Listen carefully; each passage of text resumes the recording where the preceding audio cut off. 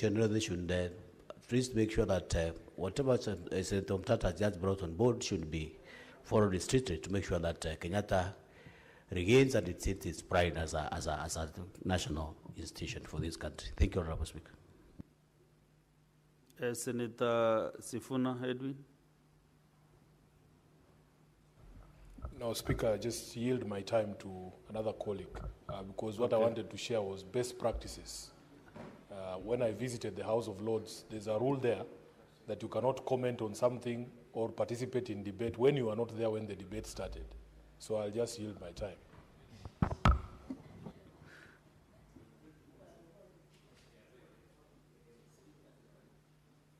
Senator Ososo, I thought you made your comment. I can see you. And Honorable Senators, you have exactly 18 minutes to stop, to conclude all statements. Mr. Speaker, that... So 2 minutes each member. Yeah. 2 minutes. Mr. Speaker, I wanted to comment on the statement by Senator Mtata regarding KNH, Kenyatta National Hospital. Mr. Speaker, the issue of Kenyatta National Hospital is a serious issue. And I would request that the Committee for Health takes it very seriously. But even as we talk about challenges of Kenyatta National Hospital, we must not lose sight of the fact that part of the problem is interference from the national government, particularly Ministry of Health. Mr. Speaker, you saw recently the changes at KNH. Mr. Lesiambe, who was doing a good job in Kisumu, he had really improved the Jaramogi Odinga Hospital in Kisumu. Then he's being taken back to KNH without the board approval. The minister just makes a decision and it is done. While we had other qualified people in that hospital who could become CEOs of the hospital. Mr. Speaker, I'm saying this because I know there were 2 individuals in that hospital who hail from my county, who are in a better position to become CEOs of Kenyatta National Hospital, but they were denied because the minister had preference to get other people. That is where the source of the problem is, because if you don't have succession planning in any organization, then staff are demoralized. You bring people from outside, they are undermined internally, and they will never perform. So as we talk about the inefficiencies at Kenyatta National Hospital, we must also talk about interference by the Ministry of Health, particularly the Cabinet Secretary for Health, Mr. Speaker. Also, the issue could have declared your interest before you mentioned I have said your people you are lobbying for. I represent the people of Vihiga, and I know for sure there are 2, 1 senior doctor and 1 senior administrator at KNH who are primed to become CEOs of Kenyatta National Hospital, but they were overlooked because of political consideration and tribal consideration, Mr. Speaker. Very well. Let us hear from the Vice Chair Health, Senator Mariam Sheikh Omar. Thank you, Mr. Speaker, for giving me this opportunity, Mr. Speaker. I also support the statement. I wanted to comment on the statement read by Senator from Busia County, Mr. Speaker, about KNH. Mr. Speaker, a healthy country is a wealthy country, Mr. Speaker. In the statement of Senator Busia, he was talking of crowdness of patients and shortage of beds, Mr. Speaker. That raised by, to my opinion, that the nearby counties, there's a poor facilities, poor service delivery on the facilities of health, Mr. Speaker. Because in health committee, we went to almost 20-something counties, 20 counties, to verify, Mr. Speaker. We realized that overcrowding was normally brought about by the neighboring counties which are not serious with their health care, Mr. Speaker. So, Mr. Speaker, health is devolved, and the county must take initiative of taking care of the health facility, Mr. Speaker. Mr. Speaker, if I also comment on the statement raised by Tarath Kanithi, Senator, Mr. Speaker, about the land, about situation has been further, about the fake title deeds, Mr. Speaker. Mr. Speaker, I encourage, and also, Senator Mariam, you remember we said 2 minutes so that I can give at least 4 senators the opportunity to make their comments. I think there is a problem with the gadgets on my left-hand side. So yes, Senator Manzo, Danson. Thank you, Mr. Speaker, for giving me an opportunity. Mr. Speaker, I would like to comment on Senator Mutata's comment on Kenyatta National Hospital. Mr. Speaker, if we may get the facts right, as much as Kenyatta National Hospital has had a lot of problems, it has also helped a lot of people during emergency, Mr. Speaker. This happened during the demonstrations. And if I get it right about the CEO who has recently been appointed, he was appointed to act, Mr. Speaker.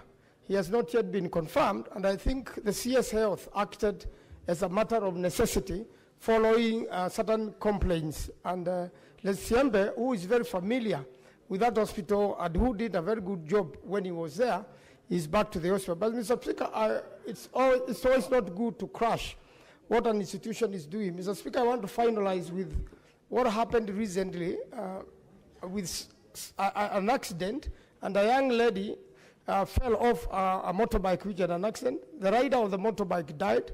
The young lady was picked, who happened to be a daughter of my primary school classmate. They rang me. I advised them to rush to Kenyatta. She had a head injury. She's now been taken care of and has recovered well. So the hospital also has good stories to tell, but I do agree with the Senator Mutata that everything should be done to make sure that it is the most efficient hospital in the country, because hospitals first deal with saving life, especially in emergency situation. I thank you, Mr. Speaker. Senator Mudigi Alexander. Asante Bwana Spika kwa kunipa nafasi niweze kuchangia mjadala unaendelea mambo ya hospitali ya Kenyatta, kwa sababu mambo ya afya ni kitu muhimu katika binadamu. Na vile naweza kusema Bwana Spika, ni ile mambo inafanyika kwa ile hospitali, kwa sababu ile mijengo ni ya zamani, lakini tukiangalia unakuta kuna uchafu, hakuna rangi imepakwa, mapati ni ile imeharibika. Kwa hivyo Bwana Spika, ningeomba ile management iko pale iweze kuangalia, na saa nyingine tunaweza Bwana Spika kulalamika juu ya management, lakini iende ikawa either ile wizara ya afya iko na shinda na management, ama serikali yenyewe wilaya ya fedha haipeani pesa kulingana ile inafaa, ndio unakuta madaktari wanalipwa mapema, na pia watu wanaitwa health promoters wanasaidia juu ya usafi na ile kitu kingine. Bwana Spika, ile kitu ingesaidia, kwa sababu unaona katika Kenya watu waendelea kuwa wengi. Ningeomba, kwa sababu mambo ya afya iko katika devolution, unakuta tuko county 47, unakuta hospitali ambaye ziko kule mashinani kama Embu level 5, unakuta ile hospitali inapatiwa machini ya kutosha, inapatiwa pesa ya kutosha, madaktari walipo vile inafaa. Unakuta kama juzi, unakuta health promoters watu wengine walikaa kama miezi 3 miezi 4, kwa sababu wizara ya fedha inakalisha pesa, unakuta watu wapati pesa. Kwa hivyo Bwana Spika, wakati hospitali itaangaliwa ile mko mashinani, kila county ipatiwe pesa ya kutosha, mashini ya kutosha, na kuwe na watu wa kuelimisha, ati ukienda hospitali ya county utahudumiwa kama ile county hospitali kwa national government, watu wakati watapungua na watu watahudumiwa kulingana vile njia inafaa. Pia mambo ya afya iwe hakuna mtu anafaa kulipisha chochote. Kwa hivyo watu wa budget mpaka watu account afya ya county na national government ipeane pesa ya kutosha, ndio kuwe kama mambo ya afya binadamu kama. Senator Lendamo Lekina. Thank you, Mr. Speaker. Mr. Speaker, there's no doubt that there has been significant progress with the management of Kenyatta National Hospital. Since the new management has been put in place, We know very well that there is a gentleman called Esiambe who has even increased the number of surgical beds to 10. And he continues to make progress with service delivery.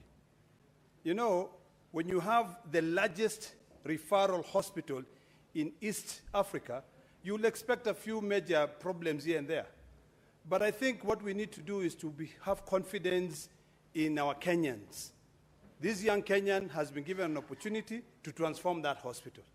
So instead of lamenting, the best we can do is to make sure that the national government channels more resources to that hospital, improve on all service delivery. If you've been having a lot of systemic problems, when you bring in a new management, you give them time so that they can be able to go dig deep inside the issues that are affecting the hospital.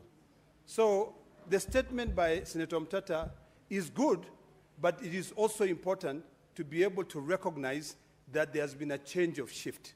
There's a new management now. Let us give them an opportunity. Let us support the new management of Kenyatta National Hospital so that we can be able to have some progress.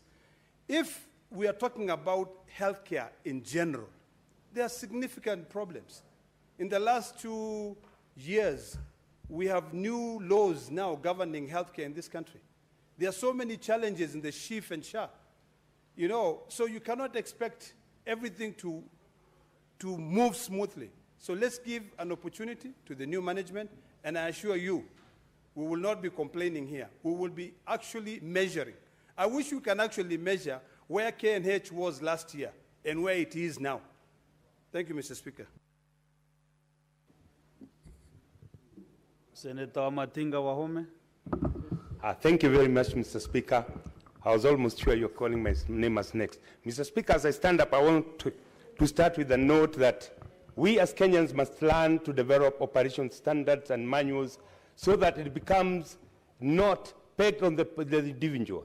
I want to say this, Mr. Speaker. Lesiampe, I know him as a good performer, but Mr. Speaker, it is paramount and imperative that we Kenyans divorce our thinking from names and tribes. So long as we have standard operation procedures, Mr. Speaker, then it does not matter who's leading an organization because we know what is to be expected. Mr. Speaker, I'm persuaded to believe, and I want to persuade my colleagues to believe, that it does not depend on which ethnic background you come from for you to be able to deliver. This country, Mr. Speaker, for so long, we've held ourselves hostage to this tribal inclination, and therefore, I would want to say it is the time, now the high time, that we look at a country like it can be read by anybody, and the only thing that we need to do is to put up structures in place, to put operating manuals and procedures in place, so that no matter who takes leadership knows this is the minimum expected. To wind up, Mr. Speaker, I know the performance of this gentleman. I've seen the change. The challenges that this country is facing in the health sector need somebody who's bold enough to make decisions. And I'll say that this Siampe is doing the right thing. Let's encourage him. Let us contribute towards bettering our services instead of rewriting the book of lamentation, Mr. Speaker. Finally, Mr. Speaker, moving forward, even in the national arena, we must divorce ourselves from this tribal inclination that has continued to hold this country hostage for the last 62 years. Mr. Speaker, I submit. Senator Ezena Remaletian. Thank you, Mr. Speaker, and I rise to comment on the statement by Senator Okia Omtata, the able senator for Busia. Mr. Speaker, while we need to oversight all public institutions, hospitals included, it is imperative to note that the challenges that are affecting Kenyatta National Hospital are affecting every other hospital across the country. And it is for that reason that we have seen reshuffle happening across our hospitals. I want to contradict the statement made by my deputy party leader, unfortunately, pointing fingers at Dr. Richard Lesiampe. Dr. Richard Lesiampe, Honorable Speaker, has been a person of integrity, has served this country in so many capacities and is one statesman that I know is very capable in our country. We have seen the progress he has made with the Jaramogi Oginga Hospital. I have no doubt, Mr. Speaker, yes. Just a minute, there is a point of order from Senator Delegwe Steve.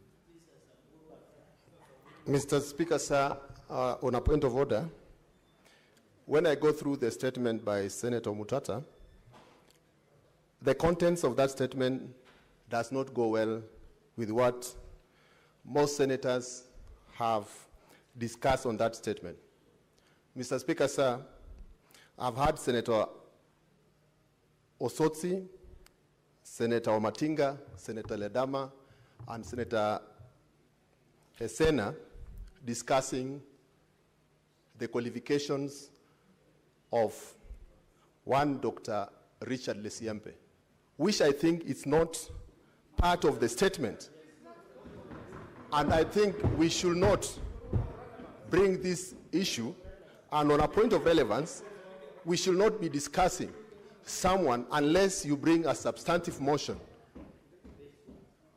And I request, Mr. Speaker, for any other senator who may wish to contribute on this statement to go on the matter being raised by Senator Mutata and not bring the name of one qualified Dr. Richard Lesiampe into a statement that does not concern this statement.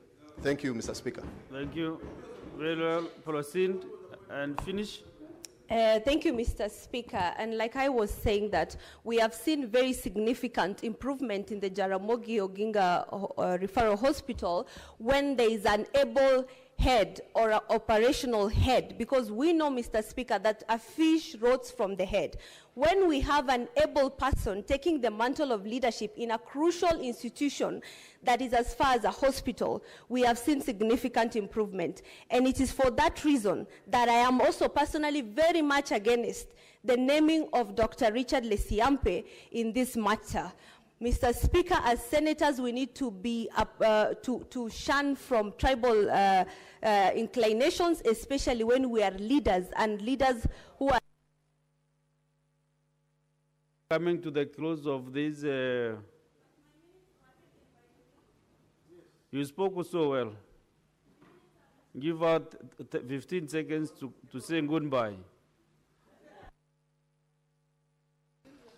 Mr. Speaker, I am very proud as a minority in this country that I see some of our institutions like the KNH headed by a minority. I have no doubt he is going to work so hard to make sure that he has proven that indeed a son of the Samburu, a son of a small community, can equally deliver just like anybody else. Thank you, Mr. Speaker. Next is Senator Chalage Samson. Thank you, Mr. Speaker. First, Mr. Speaker, I want to respond to the statement by the Labour Committee. Mr. Speaker, I would have expected them to touch something on Micron, Mr. Speaker, because one Felix Limo that comes from Kosirai Ward in Nandi County, he died in Qatar, and it took a lot of interventions for his body to be repatriated. So I don't know what the Labour Committee, and I hope the minority leader still sits there to tell us what is happening with migrant workers, especially in the Middle East. Mr. Speaker, and secondly, because I have seen in their report, even on this issue of domestic workers, even locally, Mr. Speaker, I think a day or two, a Mamafua by the name called Saitun Kavaya, who lives in Kibra, was killed mysteriously in Kilimani. Yet no one has been arrested to that fact, Mr. Speaker. I appeal that the Ministry of Labour should look into issues of domestic workers. Maids and domestic workers are very important, especially if you are a bachelor in this Nairobi and you don't have a number of Mamafua, you are living badly in this city. And they form a very serious ecosystem, because this Mamafua, Mr. Speaker, they'll come to your house, clean your clothes, prepare the food for the entire week. And therefore, when I saw how Mamafua Saitun Kavaya was killed, I hope the DCI should follow up, and no one should kill domestic workers. We need to be harsh on anybody who kills domestic workers, both locally and internationally, Mr. Speaker, especially in Qatar. Mr. Speaker, secondly and finally on councillors, Mr. Speaker, is we need to finalize. We invited the CS Mbadi.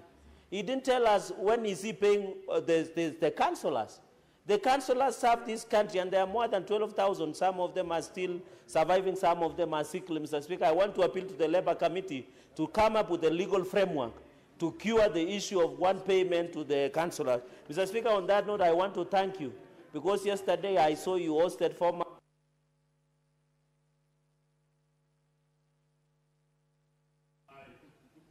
Yes, that's the chair's honor. Mr. Speaker, I want to celebrate you and thank you that you are providing leadership in Meru by bringing even nemesis, political nemesis like former Senator Linturi.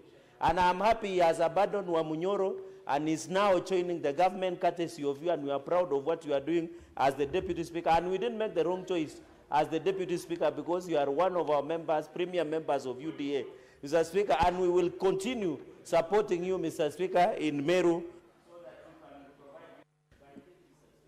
Senator Catherine Muma. Thank you, Mr. Speaker. Mr. Speaker, I rise to contribute to Senator Omtata's statement regarding the state of Kenyatta National Hospital. Honorable Speaker, would you kindly ask Cherargei and team to listen in? I don't know why he always disrupts after we've listened to him. Can I? No. Yes, you are actually. You're almost now provoking the chair. Thank you, Chair. Because you are happy when members listen to you carefully. But when others are contributing, raising the issues, you now start making noise. Thank you, Chair, and I hope my time has been said.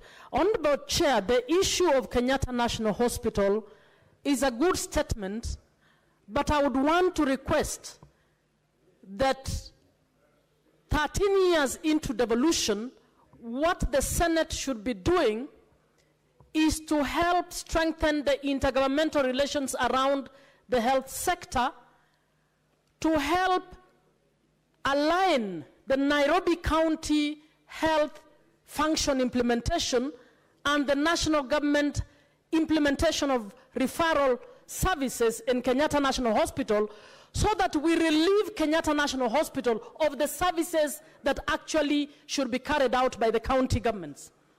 Kenyatta National Hospital is burdened by carrying out all functions from level 1 to level 6. The Senate has done nothing around this.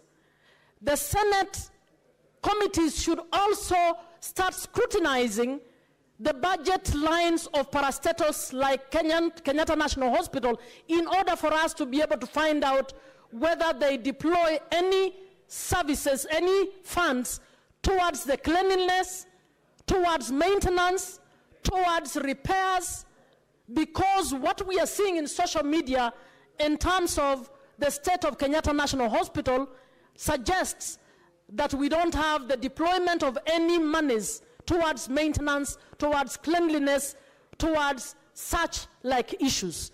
So my suggestion is, instead of just a general scrutiny, we would want to find out how does Kenyatta National Hospital carry out its functions. Honorable Speaker, this is actually what we call the human rights approach to service delivery.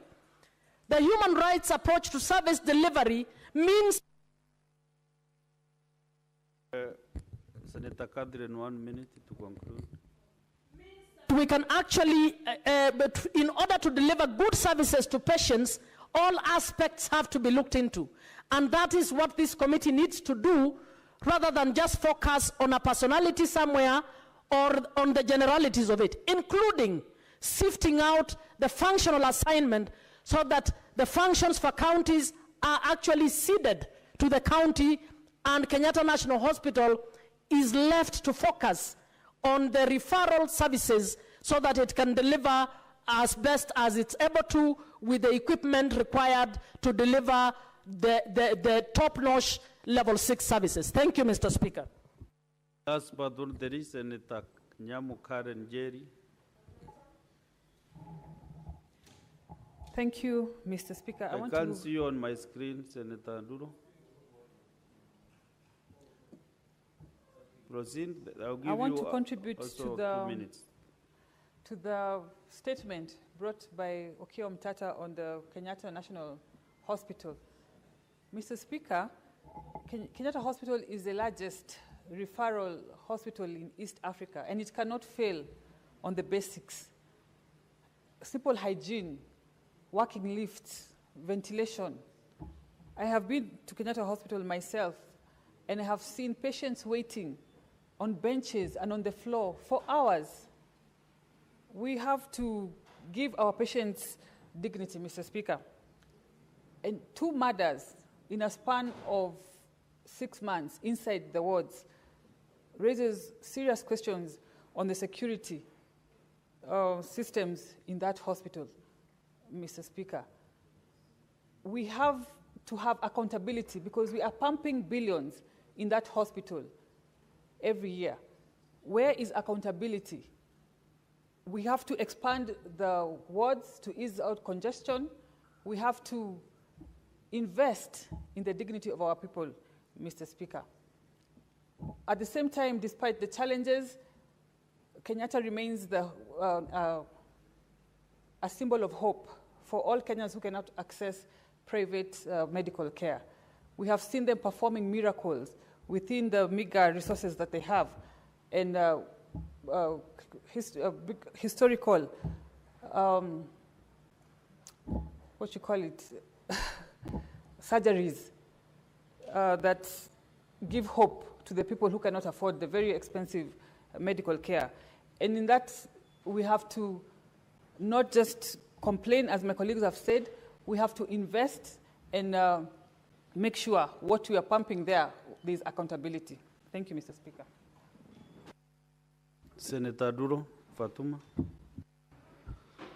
Thank you, Mr. Speaker. I wish to join my colleagues in supporting this particular statement. Mr. Speaker, over the years, we have never gotten correct or right as far as healthcare services is concerned in this particular country. Mr. Speaker, the statement by Senator Omtata is very clear. It's talking about the challenges Kenyatta Hospital is facing. I know we all rush when we mention institution about individuals. Dr. Lesiembe is a personal friend to me, I've known him over 10 years, or even 20 years, if I'm not wrong. And he has nothing that could be called against him. Mr. Speaker, the budget that is allocated to Kenyatta National Hospital does not actually provide proper service delivery. If you look at the equipments actually provided at Kenyatta National Hospital, they are very old equipments that sometimes they break down. Mr. Speaker, Kenyatta National Hospital, I remember one time I used to work with Ministry of Health where they said they are going to decentralize KNH to all the provincial headquarters. And if that actually a proposal worked, we should not have had long queues at KNH, but we'll have serious cases, referrals at the National Hospital. Mr. Speaker, my time is running out. What we need at KNH is serious look into it and ensure that it's one of the best hospitals in this country that can provide services to our Kenyans.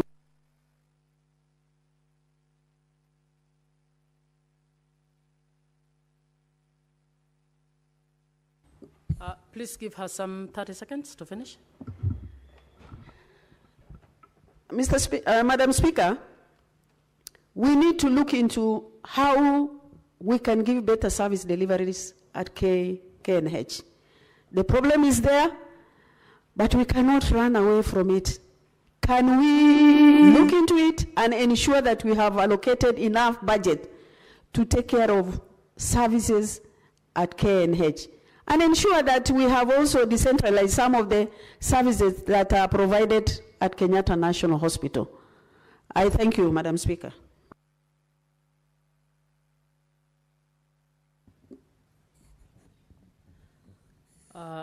Next order. Order number 8, motion, report of the Standing Committee on Finance and Budget on the county government's cash disbursement schedule for financial year 2025-2026. Resumption of debate interrupted on Wednesday, 24th September 2025, afternoon sitting. Senator Mazayo.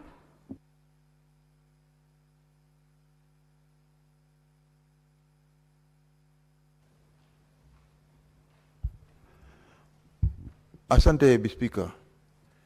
Bispika, cha kwanza ningependa kusema kwamba hospitali inayotegemewa sana katika nchi yetu ya Kenya ni hospitali ya Kenyatta National Hospital. Ni hospitali ambayo ina matumaini mengi sana kwa wakazi wa Kenya. Bispika, ni jambo la kusikitisha hivi sasa tukiona hospitali hiyo ikianza kuzorota. Juzi tulisikia kwamba mgonjwa ambaye alikuwa ameletwa ndani ya hospitali aliweza kupatikana amekufa na kuchinjwa kabisa kama kuku, ya kumaanisha kwamba hata security ama usalama wa wale wanaokwenda kule kama wagonjwa hakuna. Speaker, hilo ni mojawapo tu ya katika zile kesi ambazo zinahusikana na mambo ya Kenyatta National Hospital.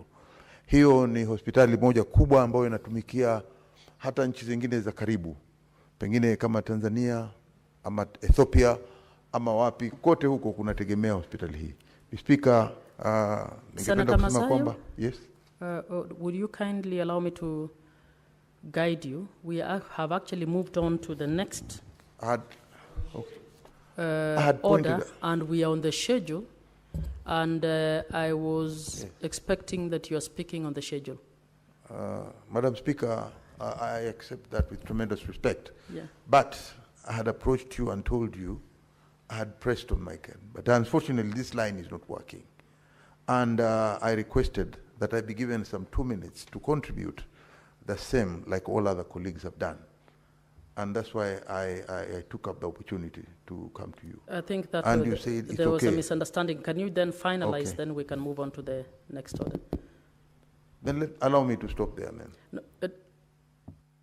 finalize whatever you were saying, then we will move to the next order again. We will call it afresh. As a good lawyer, I was thinking of respecting instructions. So, yes, I'm cognizant of the fact that it was a miscommunication. Okay. So just finalize and then we will call the next order. Kwa hiyo Speaker, kuna umuhimu wa kwamba ikifika saa ya uongozi katika hospitali hii tusiweze kuweka makabila yetu ndani. Tuangalie ni nani ambaye ana uwezo, ana taaluma ya kutosha ya kuweza kuongoza hospitali kama hii. Asante Speaker. Next order.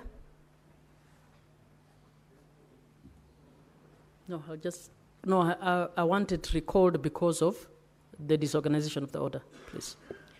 Order number 8, motion, report of the Standing Committee on Finance and Budget on the county government's cash disbursement schedule for financial year 2025-2026. Resumption of debate interrupted on Wednesday, 24th September 2025, afternoon sitting. Senator Mofaya. Thank you, Madam Speaker. Madam Speaker, yesterday I captured quite a number of my fellow senators' debate on this arrangement of disbursement of funds to counties. But Madam Speaker, it is very sad that we have been around now close to 3 years, and we have witnessed some very serious disconnect between the check and the counties. Madam Speaker, we are talking about now 3 months where counties have gone without the intended allocations. People have gone without salaries. I don't know how one would explain a situation where all the way from June up to July, this is August, September, we are going towards October. People have gone without salaries, especially the county staff. Madam Speaker, counties are borrowed. And you know, once you borrow from banks, once you pay with a lot of interest. I think as a House, Madam Speaker, we need to have a conversation around this arrangement. Because, Madam Speaker, that spirit of devolution is being diluted every other day. Because, Madam Speaker, we need to have an express dispensation on the timely disbursement of funds to counties. Actually, Madam Speaker, I think that is the reason why most of the governors would even want to claim that that is the genesis of quite a number of pending bills that we are witnessing. Because, you know, by virtue of having no funds in county doesn't stop the services.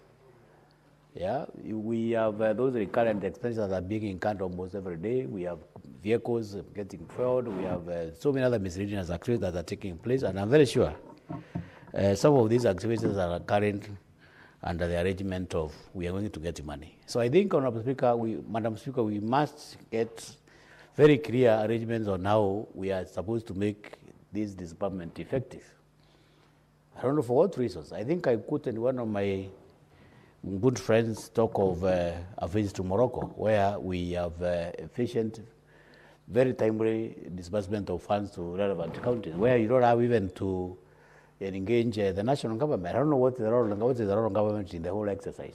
No, we have those very independent institutions which are supposed now to make sure that counties get their money timely so they can run the services that are intended to be run. And we expect, maybe, Madam Speaker, once these funds are disbursed to counties, we expect the governors to be intelligent enough in making sure that money is put into proper use, so that the very essence of devolution is being realized. So, Madam Speaker, I strongly support that we pass this schedule so that maybe our counties can enjoy. But of course, Madam Speaker, it's very sad. For the last almost 3 months now, people are going without salaries, people are servicing their loans, some are servicing their school fees.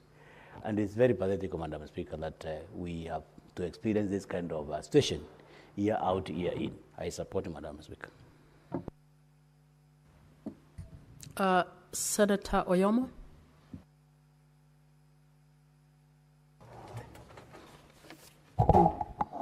Madam Speaker, from the word go, I want to declare that I support the report on the Standing Committee on Finance and Budget. Madam Speaker, counties are distinct governments.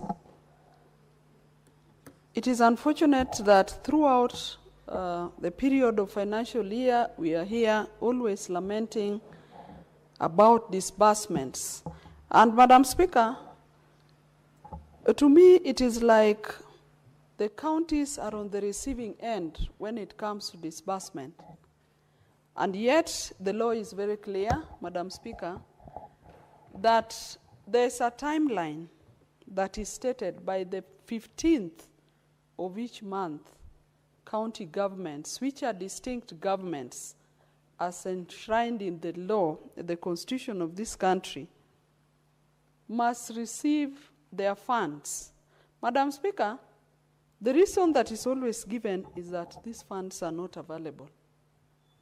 But something else that comes out very badly, Madam Speaker, is that at the end of the financial year, the county governments are given funds at a go.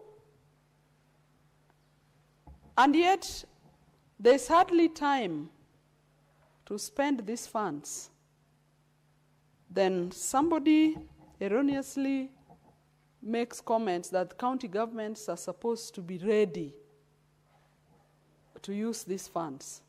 Madam Speaker, even the procurement plans that the counties have are drawn with the knowledge that funds will be disbursed at their rightful times.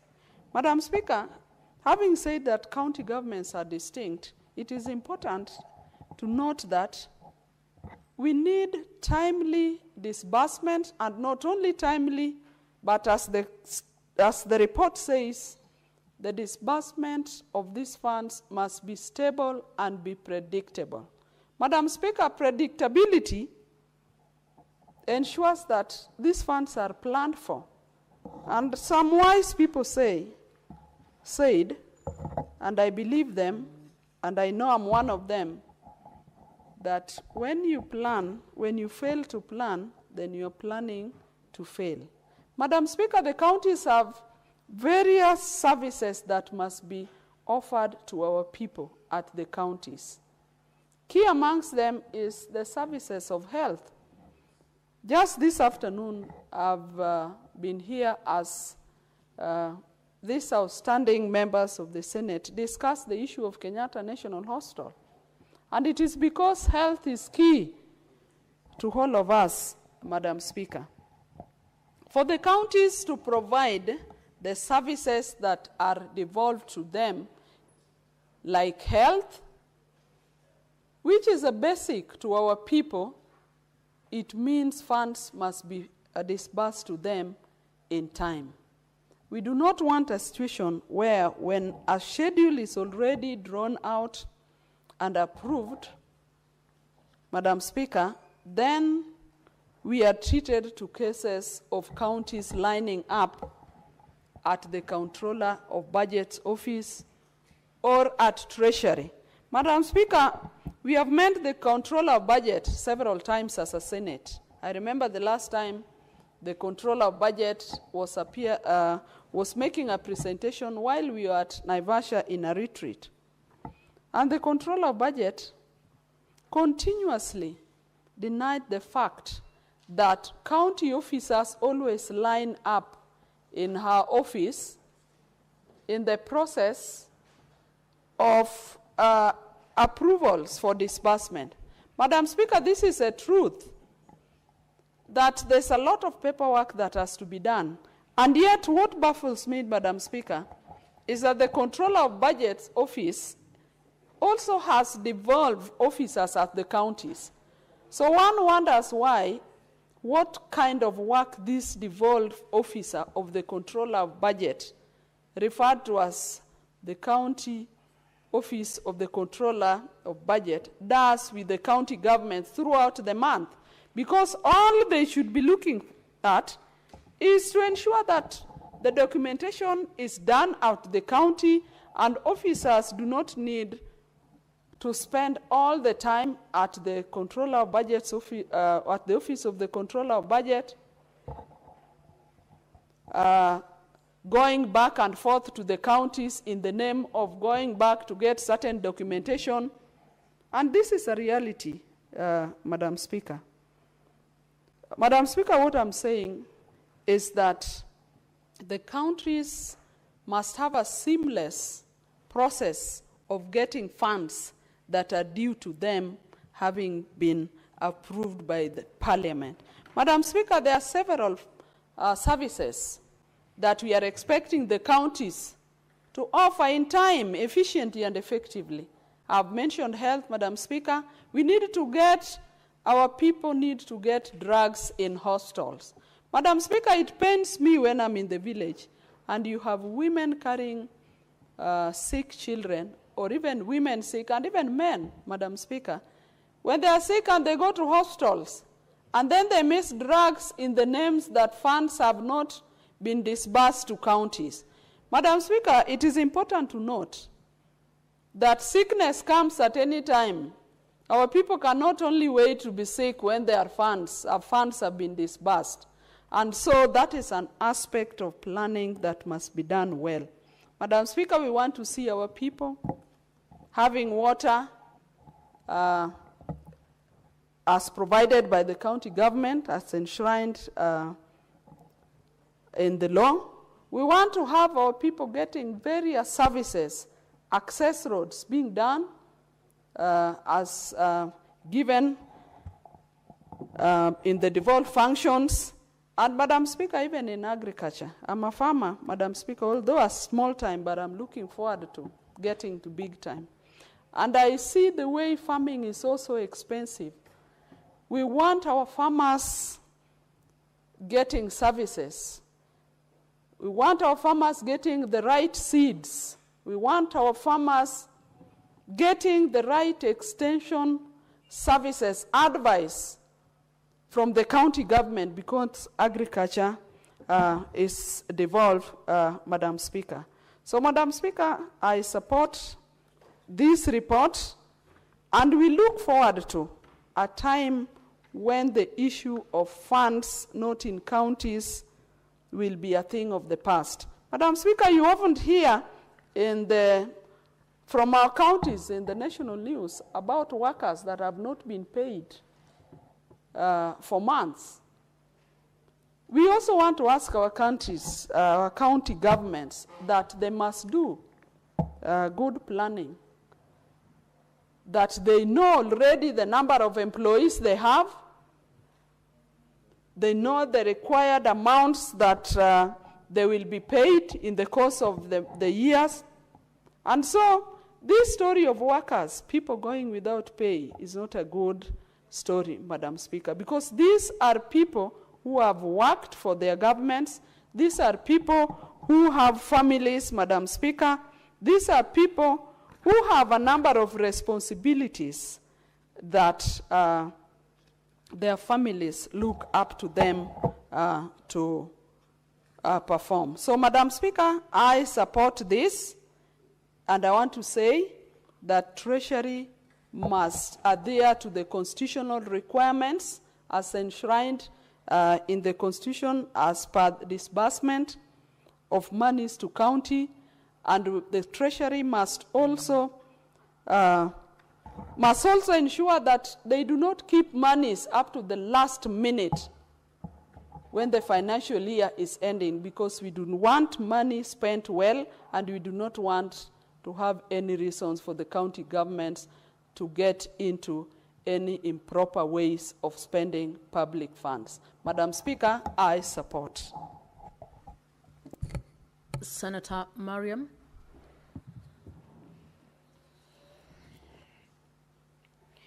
Thank you, Madam Speaker, for giving me this opportunity. Madam Speaker, I also raise my foot so that to add my voice to this motion of cash disbursement schedule, which was passed by the Finance Committee.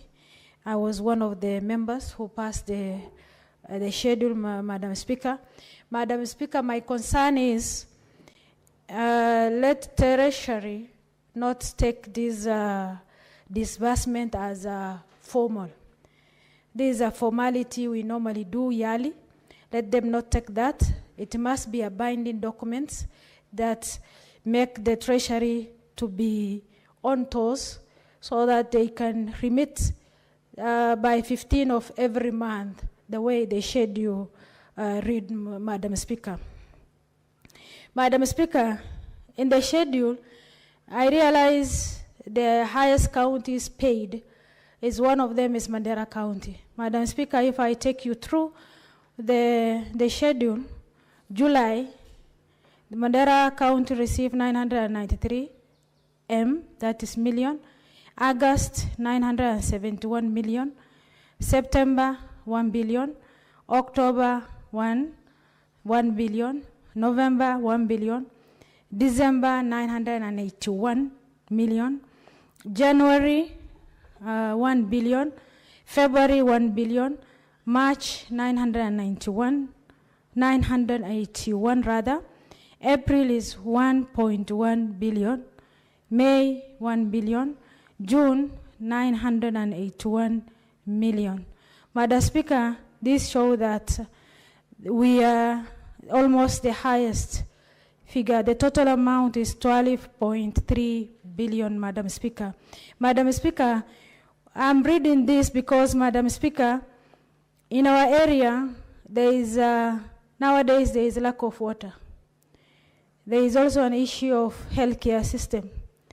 Madam Speaker, I urge the counties to take priorities where it concerns the people, Madam Speaker.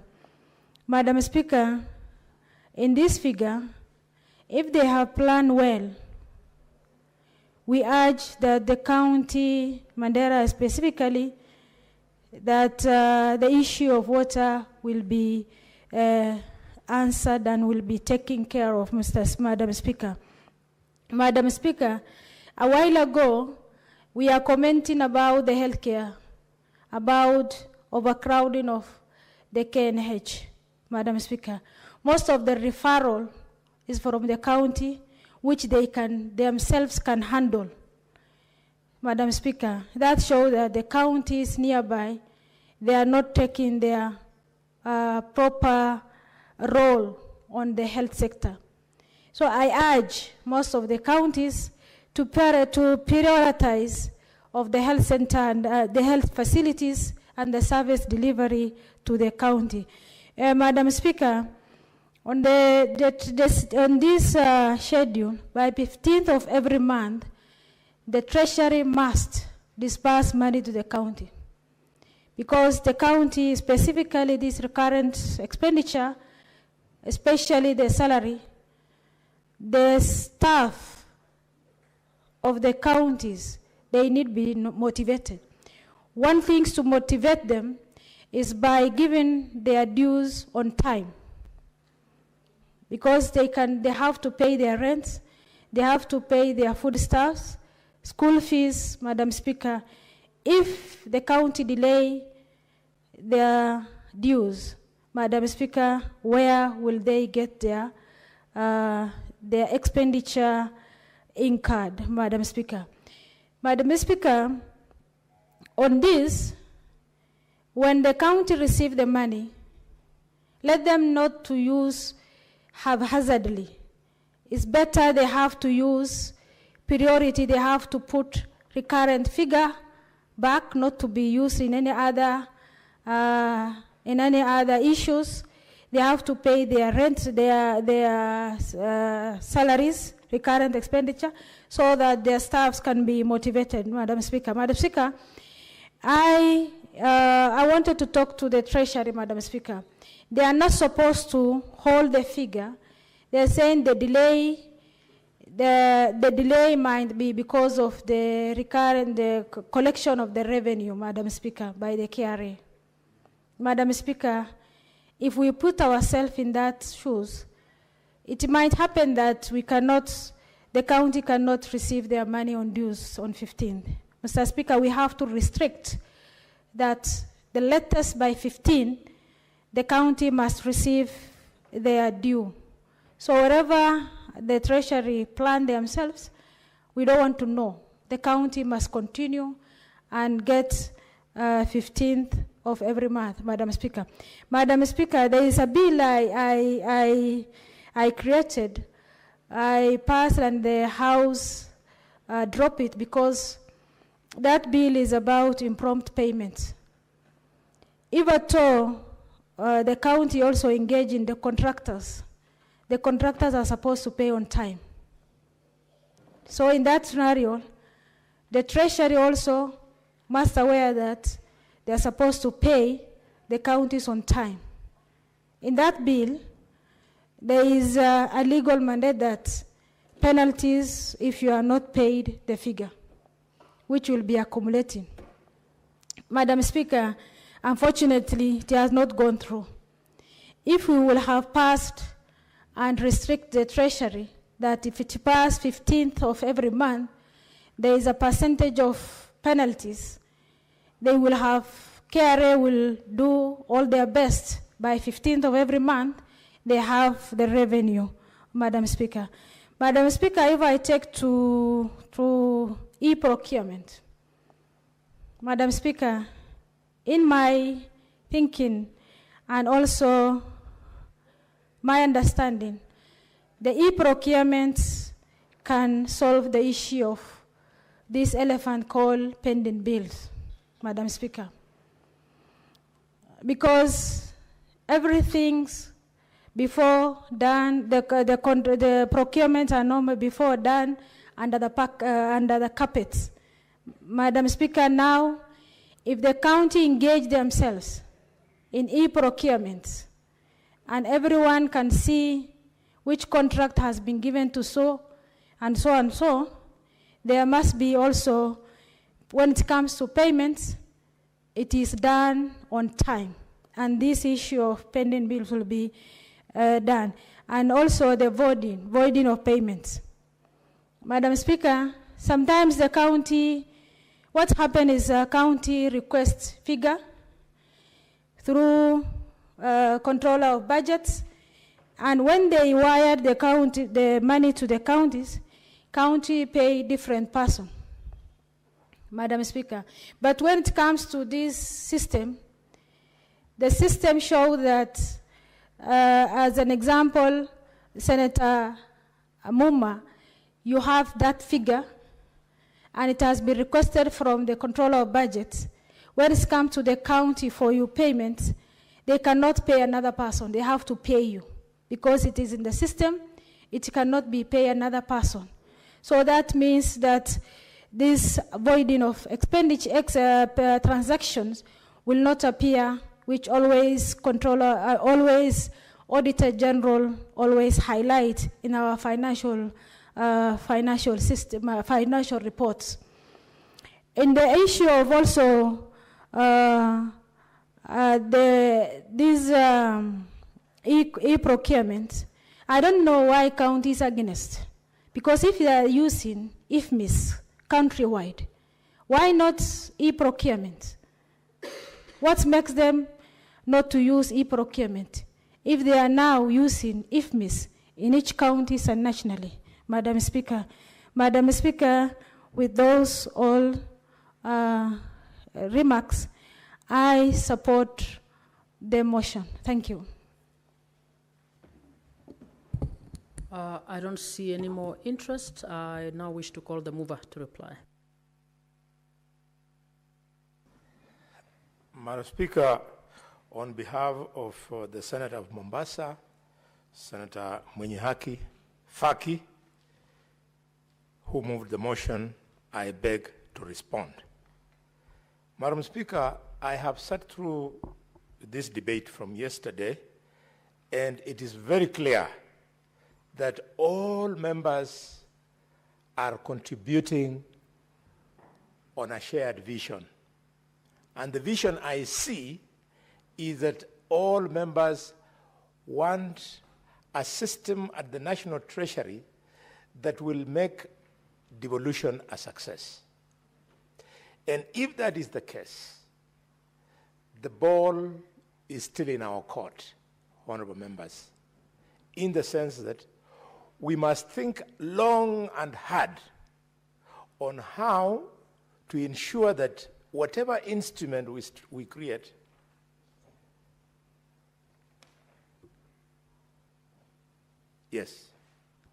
whatever instrument we create ends up making devolution effective and efficient. To my mind, we need to now move a bill in this House. And the bill should be a bill to make the National Treasury an independent office. Independent so that, Madam Speaker, it is not open to direction from the office of the President or any other office. Mr. Speaker, the biggest weakness we have today is that the Minister for National Treasury considers himself as part of the national government and not part of the county government. My mind is telling me, Madam Speaker, that if we make this minister independent and provide clearly in law that he will be sitting in the Council of Governors, 1. 2, he will be sitting in cabinet. 3, he will sit on the National Security Council, and that he will not be directed by the office of the President or any other minister. It will be a big step. And until we do this, counties will never be efficient.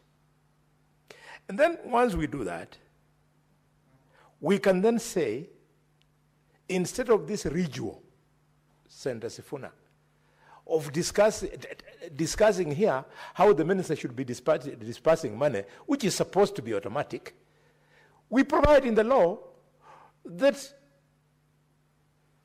the money due to counties, once decided, and it has become a law through the DORA bill or the DORA Act, then it is available to county governments in 12 equal installments payable on the 15th day of the month. A rich country like Kenya cannot be able to raise 15% of its budget which is due to the county governments every month. It collects and collects even more. Madam Speaker, I am persuaded that this will be a very difficult thing to see through, especially with the limited cooperation that we have from the National Assembly, but that is the future of devolution. Madam Speaker, I therefore, as I hope to remain the member of the Finance Committee, hope that next year we will invite the Minister of the National Treasury to discourage him from asking us through this kind of industry where we are doing now, to be giving him discretion. We don't want him to have any discretion. Even if you don't like your governor, you like the people from your county. So it is to your own benefit as a senator that your governor succeeds, because in the process, our people benefit. Having made those passing remarks, I want to urge colleagues, you go and read around the Chancellor of the Exchequer as practiced in the United Kingdom. This is a special minister. In fact, they refer to them as His Majesty's Treasury Minister to the Crown. He is the fourth highest ranking member in government, because he controls the Commonwealth of the United Kingdom. We can borrow from this so that in Kenya, because we also have our own Commonwealth, we have this special office that will be efficient and effective so that devolution, which is the future of this country, can succeed. Having said that much, I respond and request that, Madam Speaker, due to obvious reasons, that the putting of the question understanding order number 66.3 be delayed to a later day. Thank you, Madam Speaker. The putting of the question is so deferred. Next order. Order number 9, motion, report of the Select Committee on Delegated Legislation on its consideration of the Affordable Housing Regulations, legal notice number 114 of 2025. Chairperson.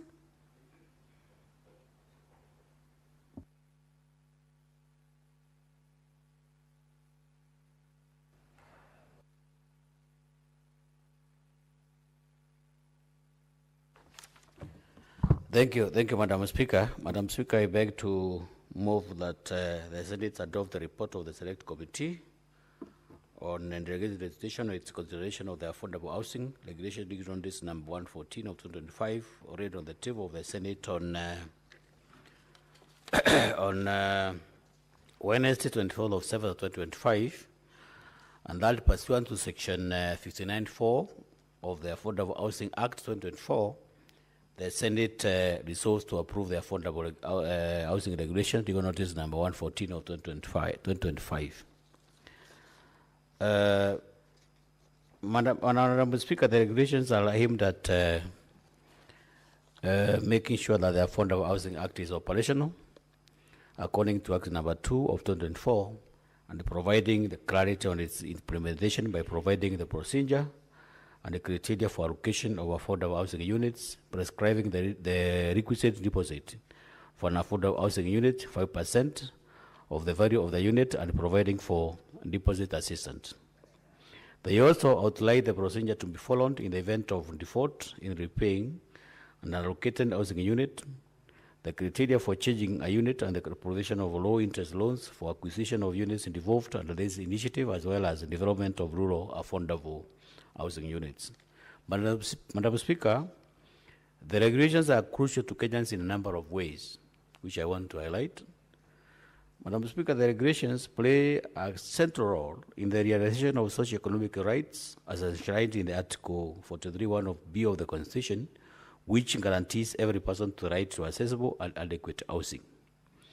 The regulations are instrumental in achieving objectives under key national frameworks, including the Big Four Agenda, Vision 2030, and the Bottom-Up Economic Transformation Agenda, BETA, by enabling the development of affordable housing units to cover the 2,000 housing units in deficits.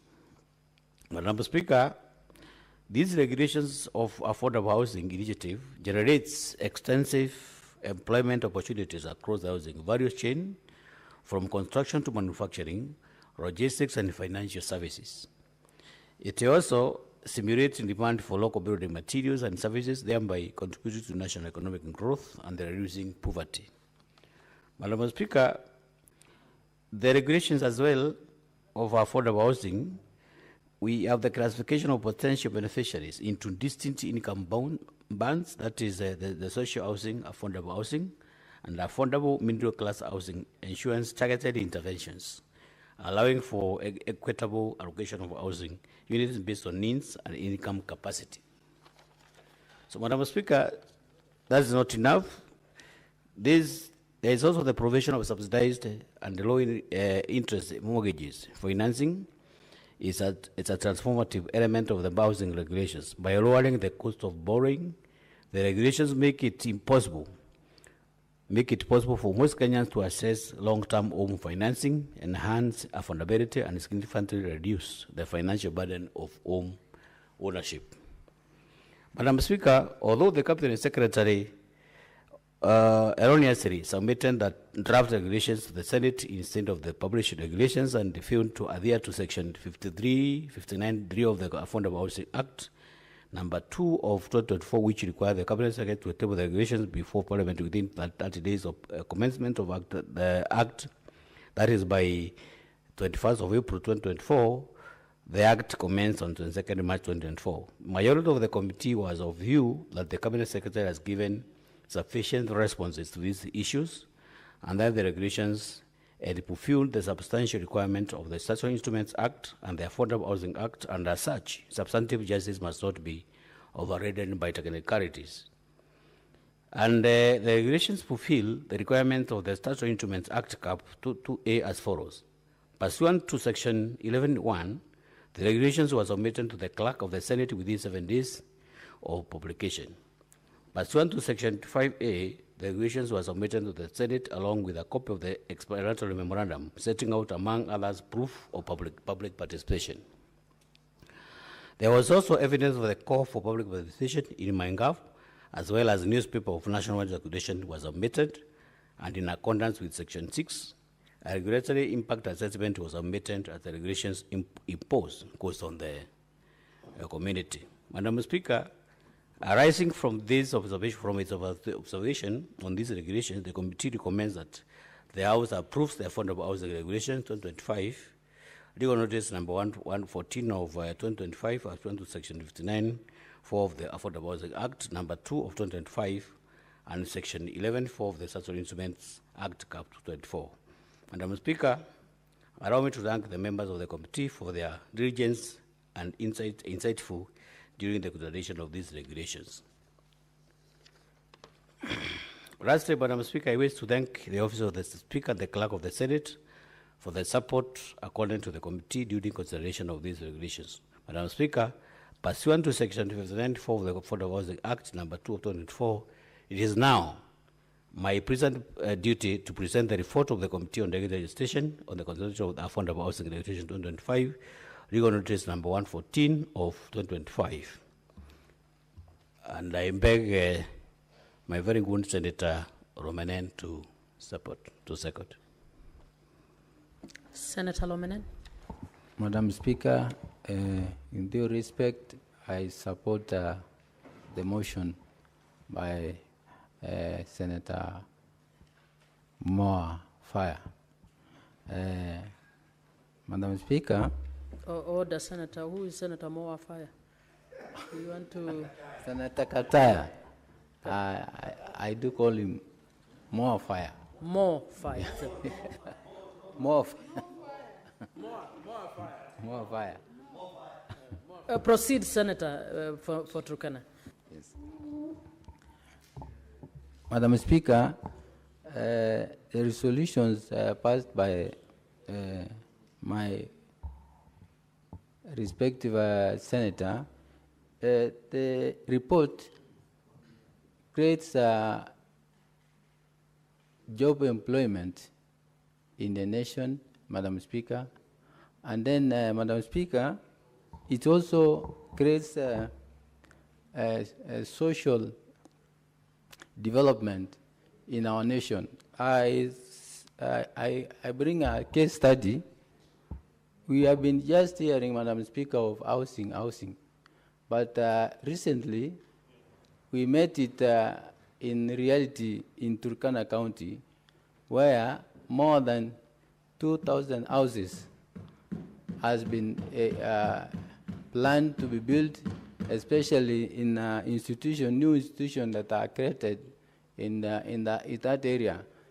Imagine, Madam Speaker, we were very happy as leaders of the county to receive such houses in area like Kibich, which is the farthest corner of this continent or this nation, where when we some 2 years ago, Madam Speaker, even police officers, police personnel could not even afford house, a room. They were just staying in primary schools that are not even standardized.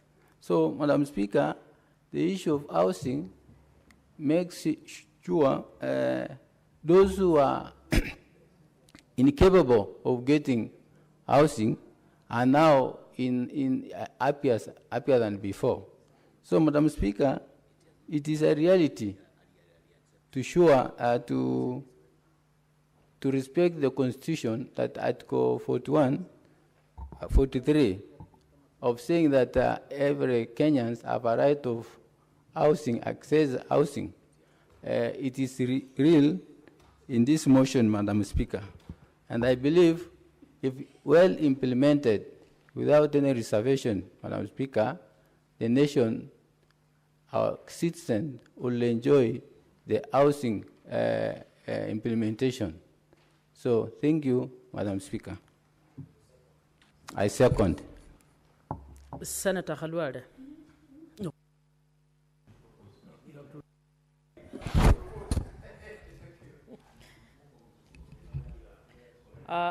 Honorable Senators, I propose the question that the Senate adopts the report of the Select Committee on Delegated Legislation on its consideration of the Affordable Housing Regulations, legal notice number 114 of 2025, laid on the table of the Senate on Wednesday, 24th September 2025, and that pursuant to Section 59(4) of the Affordable Housing Act 2024, the Senate resolves to approve the Affordable Housing Regulations, legal notice number 114 of 2025.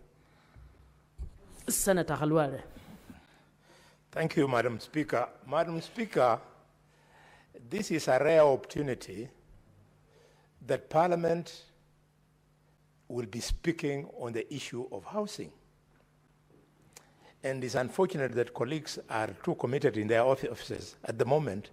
We want to talk about housing because on social media, in the print media, main and alternative, in social joints, people are talking about housing. Why? Because people are contributing towards financing this project.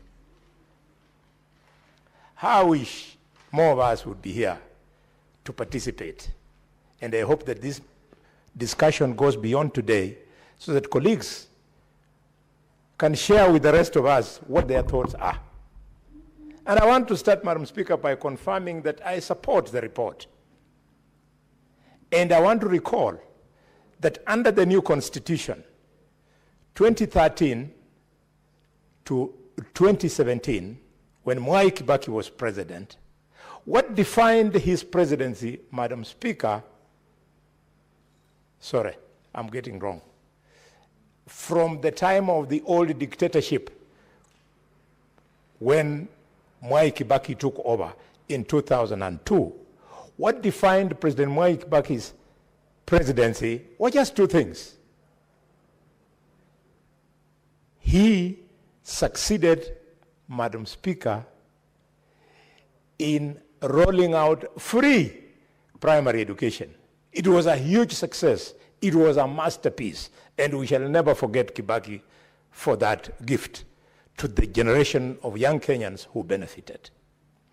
Two, President Mwai Kibaki was able to practice as much as possible zero tolerance to corruption, enough for the country to be proud of, to be a working nation, and it resulted into our economy achieving an unprecedented growth of 7.2%. Madam Speaker, we shall remember Kibaki. And thanks for this, we were able actually to build the Thika superhighway. Out moved Kibaki, in came Uhuru, and Uhuru, despite the confusion that was around the Jubilee government and all the noise, Uhuru built the standard gauge rail line and went on and built the express highway here in Nairobi, Madam Speaker, plus the other roads that he touched here and there. In comes President Ruto. To me, it is starting to look like what will define President Ruto will be the success of the housing project. And therefore, Parliament, if we want successive governments to succeed, we should help. We smoothen, we file the rough edges of this housing project so that it succeeds. Madam Speaker, I am not persuaded that absorption of the funds that are recovered from Kenyans and meant to construct housing is poor to the extent that those funds, we hear, without serious confirmation, that they are now being invested in treasury bonds. It means we are overtaxing Kenyans. We should just have taxed them enough for us to be able to absorb. It is an opportunity that we should now speak to so that we move from the 1.5 to something lower, so that the money which is taxed from Kenyans, it leaves them comfortable and it ends up being absorbed 100%.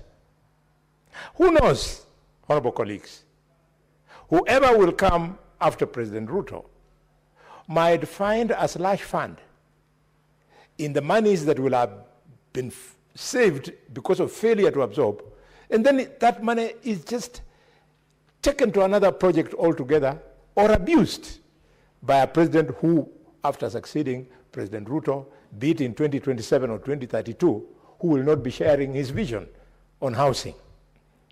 It is something that must concern us. Madam Speaker, it's important that maybe through an amendment of the Act or through these regulations, we should now be clearer on who benefits from these houses. I'm starting to see a red light. You saw when our athletes did very well at, was it called Chan? The championship where we did very well. You saw all of a sudden, they received a gift of houses. Is this the way we want to do it? That money contributed by Kenyans and then is used to give out houses as gifts? If that is the case, how will the people of the ones who vote for you in Mathare, yes, how are they assured that they will deserve a gift It should not be a question of gifts. It should be a question of deserving. What's more, I saw, dear colleagues, 10,000 teachers at State House, and the issue of housing was on the table. Is that the way we want to do it? Let's think about it. We help the government, we help the president by giving him enabling legislation that will save him from the urge to have that discretion. Madam Speaker, with due respect, we want houses to be fast-tracked. But we want to do it better. Where you are born, not where you come from. You know that in Bushiangala village, a primary school teacher, if you give him one of the flats in Kakamega, that primary school teacher will say, thank you very much, but he will never stay in that house. Instead, he's going to rent it out. Which is a good thing. But was that the objective of affordable housing? Was the objective of affordable housing to be given to successful football players? Was it?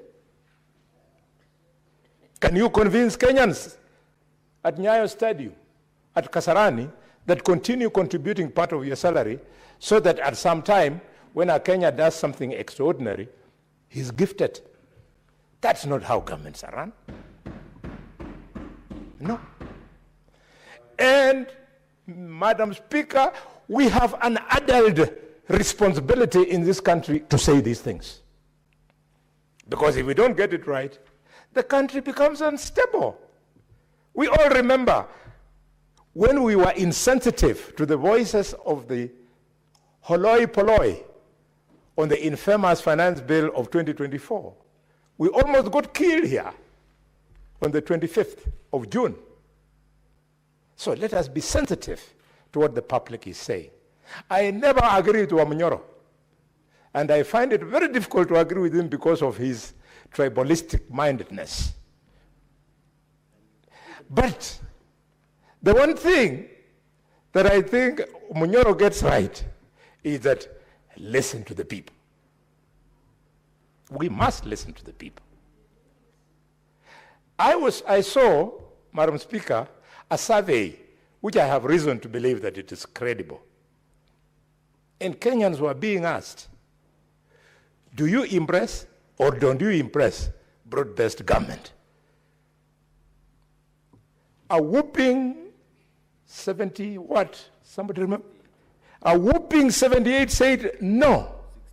68% said no. That is too high in any scientific research. So if Kenyans are saying they don't want broad-based government, they are saying, let us respect to the Constitution, the people in the opposition, Idiot Sifuna, Beatrice, you leave our committees to chair our committees, you go back and play your role as elected leaders on the opposition. That is what that Tifa Paul was saying. Madam Speaker. What's your point about the senators? Don't quarrel me.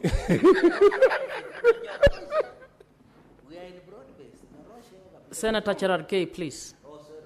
Yeah.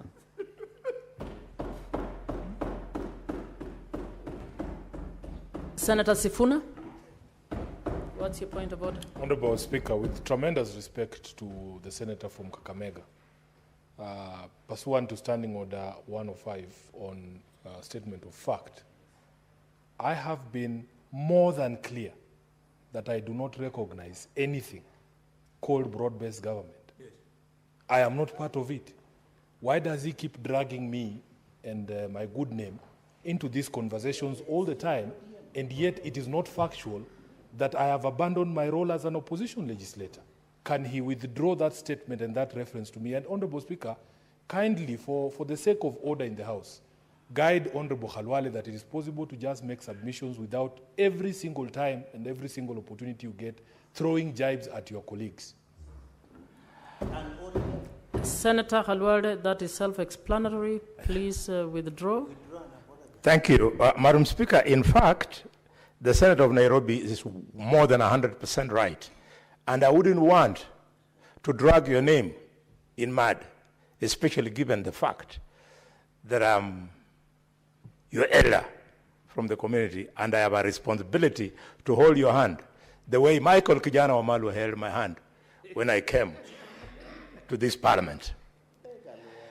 By referring to you, I did it wrongly. I was thinking about the Orange Democratic Movement, and because you are the Secretary General. Correct. I know you are very clear, you have nothing to do with broad-based government. In fact, it reminded me yesterday when you were challenging me that you have no idea which party I belong to. Senator Halwale, would you just withdraw what Yes, you said yes. if you are withdrawing and move on with your... Madam Speaker, I want to calm him so that he doesn't feel that... He's extremely calm, as I can see. You are now calm. Bas, that's what I wanted. I don't want him to sleep thinking that the grandfather of his daughter is a problem to him. Madam Speaker.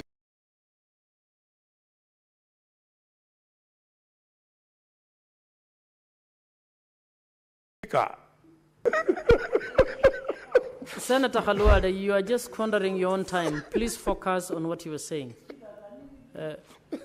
Madam Speaker, Can you withdraw the allegation that Cherargei is paid to harass you? Let's Madam focus. Speaker, but he has not complained. If he had complained, then there would be reason. He's taken it in his stride. The debater he is. A grandchild of John Maria Sarney from Nandi. Senator Cherargei, what's your point of order? I wish the two of you would realize how much time you're taking off a very important debate. Proceed with your point of order.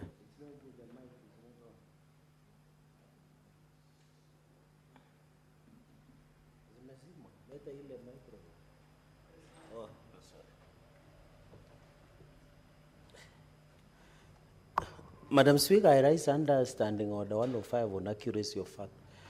Senator Kalwale has alleged that I get paid to attack him. That is far from the truth. Can he withdraw and apologize? Senator Halwale, would you... Madam Speaker, I withdraw and apologize. Thank you. Proceed with the debate. In our other life, don't qualify what you have said. Thank you. In our other life, we shall pursue it with him. Madam Speaker, it concerns me that we have no comparative value for the cost of doing projects. Building houses has a cost. When you just think randomly, the expressway highway was built at 63 billion shillings. Thika Superhighway was built at, Madam Speaker, 27 billion shillings. It means, Madam Speaker, $1 billion is a big thing. And on a day like this, when we are talking about quantum, the systems that the government is using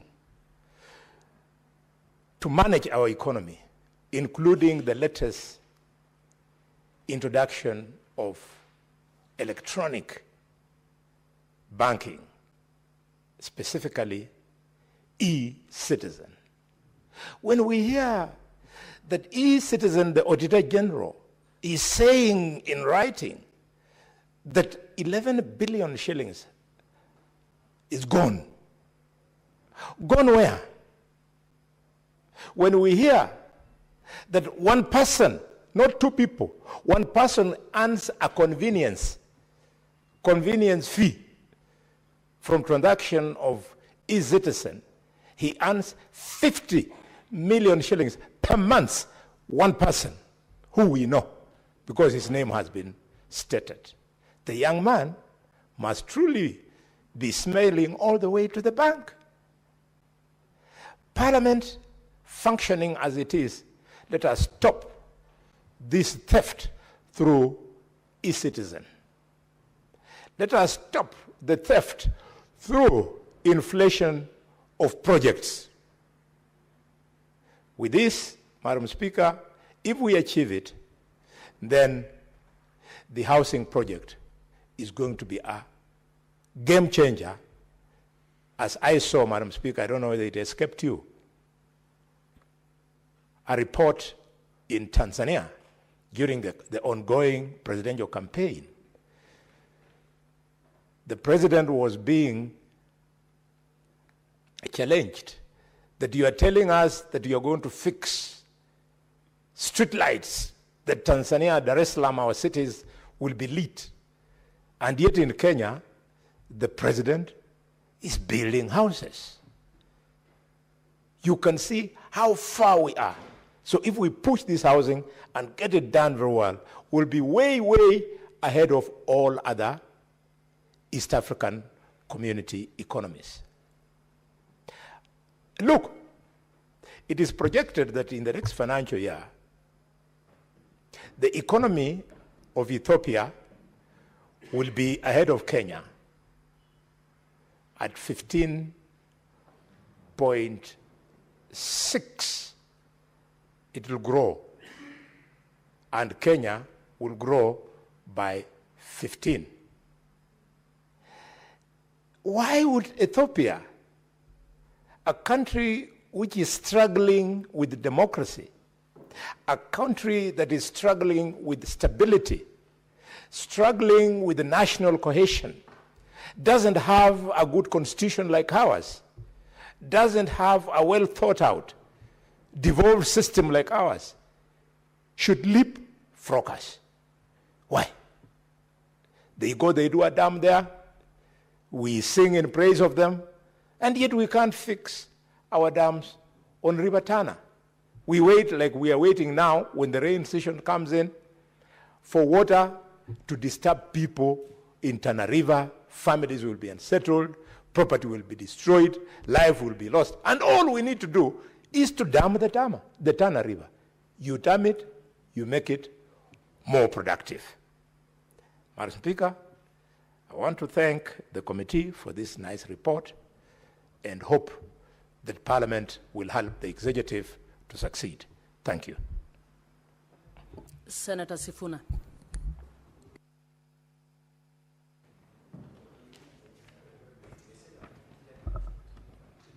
Thank you, Madam Speaker.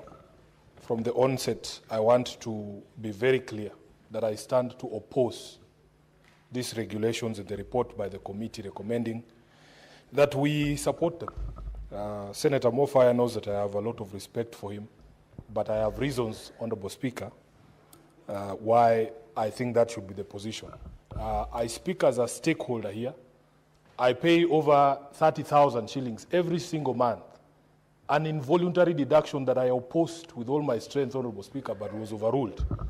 And therefore, this fund already has my money. Number two, Nairobi City County is perhaps the scene of the largest such construction of the so-called affordable houses. And our people are actually the most affected, Honorable Speaker. The basis of my objection to the recommendation of the committee is twofold.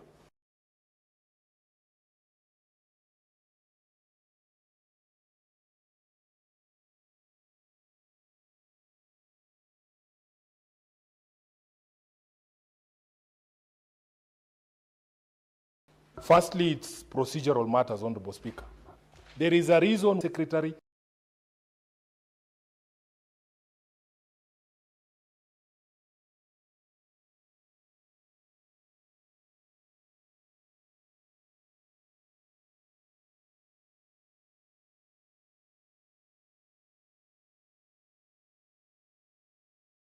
Shall, outside of that time, I am not convinced by the explanation that has been given by the committee. It was his responsibility. It is dereliction of duty. This is one of the most prominent projects of this administration. There is no way you can tell me that the Ministry of Housing would miss that deadline. I am not convinced, Honorable Speaker. Honorable Speaker, the committee also accepts that in violation of the law, the law requires that the Cabinet Secretary shall submit published regulations.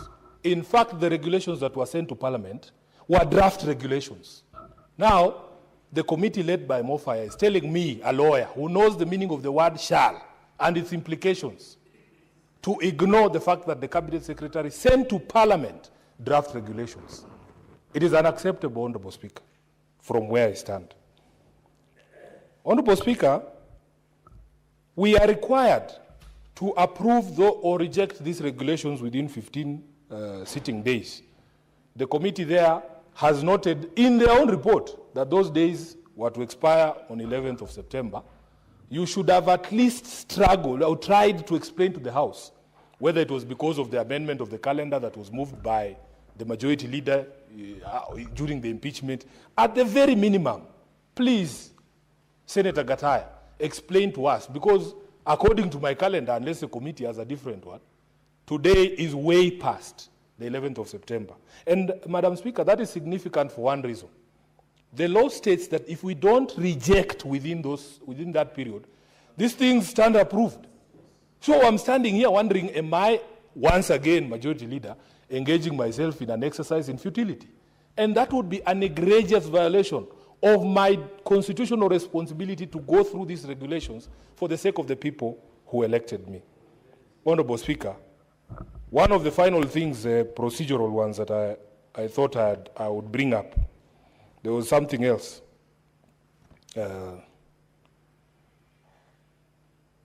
I think I'll see it, yes. Honorable Speaker, when a law says that when you're passing or bringing legislation or regulations, you publish them in a newspaper of nationwide circulation, it means exactly that. A newspaper of nationwide circulation. Now, everybody knows what the word newspaper means.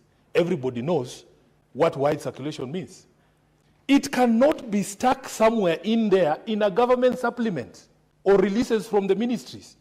Honorable Speaker, the ministry has told us that instead of putting this advertisement in a newspaper, such as the Daily Nation, which everybody knows in this country is a newspaper of wide circulation, or the Standard, or both. In fact, the practice I have seen is that when it comes to serious legislation, you put them in both of those newspapers. What they have done, Honorable Speaker, is to circulate this thing in a publication that I personally never read because I consider it illegal and unconstitutional, an affront to the freedom of media. They call it MyGov. Honorable Speaker, if you consider the history of that publication called MyGov, it was out of a desire to punish media houses that were not playing the tune that some of these friends of ours these days sing in public barazas and markets. It was to deny revenue, government revenue, to the mainstream newspapers as a way of making them bend to the will of government. Honorable Speaker, that was the invention of this thing called MyGov. It is tucked in the Tuesday edition of the Star.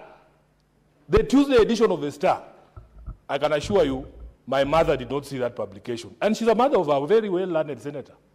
Down there in the village in Kitinda, she didn't see it. But I am sure she read the Tuesday edition of the Daily Nation that day. So the explanation that is given, Honorable Speaker, is that there was a directive of government that government advertisements be carried in this publication. The question I'm asking myself, Honorable Mwenda Gataya, can a directive of government, which is basically what these things, what do they call them? I see them issued from State House from time to time. It's executive fiat. Can it override a requirement of the law for you to publish these regulations or the law in newspapers of nationwide circulation? And my answer to that is no. Madam Speaker, I am done with the procedural problems that I have with this particular report and with these regulations. Let's go to the substance, the actual provisions. So, according to the report of the committee, these particular regulations are the ones that are supposed to operationalize the Affordable Housing Act. It is supposed to provide for a procedure and criteria for allocation. Now, if you read the regulations, the Act itself has a board. They have said that the procedure for allocation of these particular affordable houses is you must make an electronic application to the board. The criteria is set there. So some of the issues that were being raised by Senator Khalwale, if indeed we put in place in a law a board to be able to be the ones to determine who gets these units of housing, how can anyone else, it doesn't matter their position in the structure of government, be the one allocating houses? And I speak painfully because this is my money. And the initial argument, Honorable Speaker, was that those of us who make an income contributing to this fund so that the people on the lower echelons of society in Mukuru can be able to afford these houses. Are we still serving those people, or these affordable houses paid for by my money very painfully, Honorable Speaker, are available for donations because of someone sitting in the office of head of state? He can decide today that Faith Kipyegon deserves a 2-bedroom house. Faith Kipyegon, for all her glory, surely, you know, she cannot be described as a poor person. She doesn't live in Mukuru. She doesn't live in Mukuru. Why would we pass a law? Why couldn't we just say, this fund is now going to be run from State House, and he will decide and determine who gets these affordable houses at whim? Secondly, Honorable Speaker, they have provided for a requirement for a deposit of 5% of the unit price. I have a problem, and the people of Mukuru, the people of Mathare, the people of Kibra in Nairobi have told us, because in Nairobi, as a county government, we are also undertaking affordable housing schemes, and because of the intervention of this Senate, and especially the Senate Housing Committee, we have made sure that there is no requirement for a deposit when you get a unit of an affordable house under the Nairobi County government. Because we know our people, Senator Khalwale, they cannot afford 5% of, I don't know what is the cost of a 2-bedroom house in the new Mukuru. Honorable Speaker, they cannot afford. No wonder many of them, even after getting into those houses, are selling those houses, are renting them out and going back to the slum. They're going back to the slum. Madam Speaker, that requirement of a deposit does not make sense to me, because we have already contributed amounts. I think I've been contributing for over a year now. Can my money be used as deposit for the people of Mukuru? I am never going to apply for those houses. They were not meant for people like me. I have a parliamentary scheme here. I have a house. Honorable Speaker, this one, on behalf of the people of Nairobi, I have to say no. Then they go and create something called deposit assistance, which basically is to tell you that they will give you a loan to get the deposit. They will give you a loan to get the deposit. Senator Gataya, if, for instance, people who have been contributing and actually wanted, a teacher in Buruburu wanted to apply for this house, they have already been paying. Why are you asking them for a deposit? Then you go and give them a loan. And they have structured, Honorable Speaker, interest bands that depending on how much money you earn. I have a big problem there, because, Honorable Speaker, if you look at the report of the Kenya National Bureau of Statistics, there are only 387,000 Kenyans as of 2023 who earn over 100,000 shillings. And this figure is critical, Honorable Speaker, for various reasons. You will see there that in these regulations, there are 3 categories of houses. Social housing, which is for people who earn less than 20,000 shillings per month. Then there's something they are calling affordable housing, for people who earn between 20 and 140,000 shillings per month. Then there's this thing called affordable middle income housing, for people who earn over 150,000 Kenya shillings. Out of a population of 55 million people, only 387 as of 2023 earn above 100,000 shillings. You are telling us you are reeling off 200 units per year. Who are you building these houses for? Who are these people you're building these houses for? If you did, of course, they have never even scratched the surface on that promise of 200,000 annually.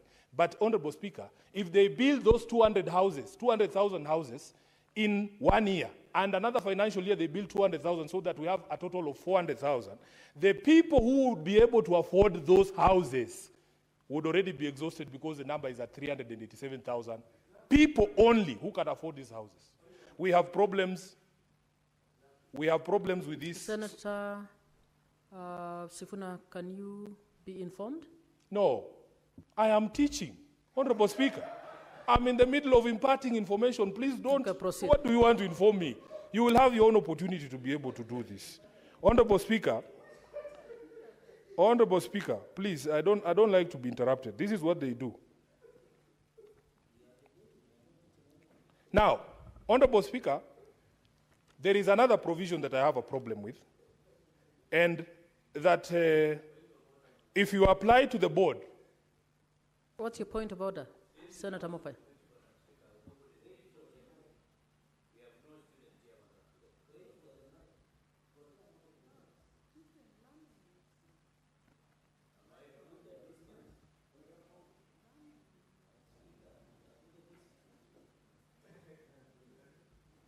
Madam Speaker, you know for a fact there is no point of order. It's one of those frivolous attempts to derail debate. Let him raise the point of order.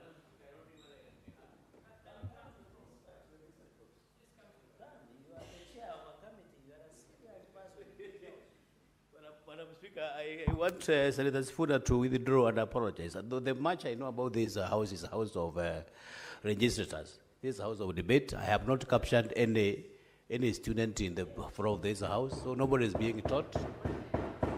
So I, as much as I have a lot of respect for Senator Sifuna is debating just like any other registrar in the house. Also, I don't think whether there is any student in this house to be taught. Senator Sifuna. Yeah, Honorable Speaker, I'll proceed to make the point that I was making. My next point about the deposit, Honorable Speaker, the provisions of the regulations are that if you pay that deposit, for instance, and your application is rejected by the board, do you know the regulations say that they don't give you back your money? They take it into something that they are calling a voluntary savings account. I was not giving the deposit so that I save money. I wanted a house. So if you are unable to allocate this unit to me, give me back my money. I can go and do other things with it. Regulation number on interest, Honorable Speaker, they have set interest on that loan that I talk about between 9% and 3%.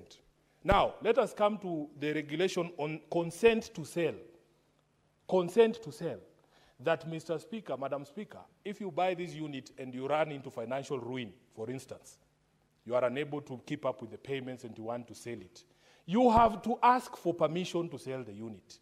You have to ask for permission from this same board. And, Honorable Speaker, the problem there is that if it is tied to another regulation on default, if you default for 2 consecutive months, the board takes back possession of that unit. That is what the regulations you want us to pass are saying. Honorable Speaker, as far as I know, as a student of law and somebody who understands the Constitution, you cannot interfere with property rights, my ability to own and dispose property, by frivolous regulations such as this. If I run into financial ruin, now, for instance, Honorable Speaker, a member of the family is diagnosed with a serious disease like cancer, we are all raising money. I have a unit sitting here, and we need money. You are telling me I need to go to somebody else to get consent to sell that house because of extraneous circumstances. And by the way, these regulations also provide that all decisions of this board, you have to, again, ask for what they call review from the same board. And that provision on review of the decisions of the board also goes ahead to specify the only grounds you can raise a point of review with the board. What sort of regime is that? What sort of regime is that? So therefore, Honorable Speaker, I want to submit that this particular provision on consent to sell a unit is unconstitutional. And then they require that you can only apply for that consent to sell after 5 years of completion of payment. They also regulate the price. The regulations regulate the price that at that point when they have told you now you can sell, they have fixed a price for you that you can only sell that unit at prevailing market rates. If I am able to convince Halwale to pay 10 million on a unit that is the prevailing market rate is 5 million, you will tell me no. This violates the concept of willing buyer, willing seller. Perhaps Halwale likes this unit so much and there's enough demand on the unit, they are willing to pay more. How can you tell me that I cannot get more money if I am able to persuade Halwale, Senator Halwale, to pay more? So therefore, Honorable Speaker, I personally have big problems with this affordable housing scheme. I thought it was very poorly thought out. It is actually punitive on the small population of people who actually have a pay slip in this country. I was in Funyula with the Honorable Oundo in Busia County.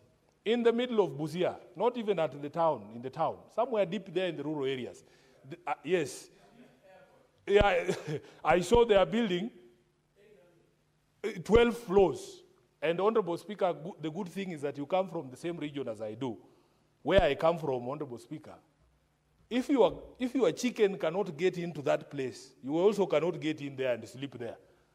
Because there is no chicken that lives on 12th floor. And this is, we live with chicken, you know, for us. They are considered family. So I was looking at those units in Funyula.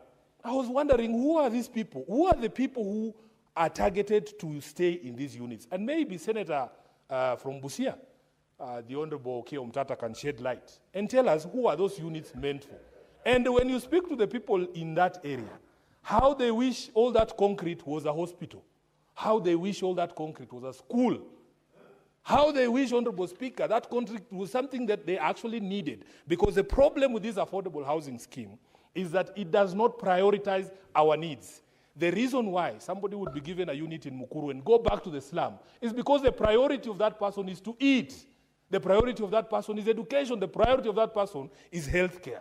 But because this government knows why it prioritizes houses, they will tell you, Honorable Speaker, the people supplying material for that construction, the people supplying sand, the people supplying cement, they are more than happy to build those things. It doesn't matter whether people will ever own them or live with them, because they will already have been paid and they will disappear.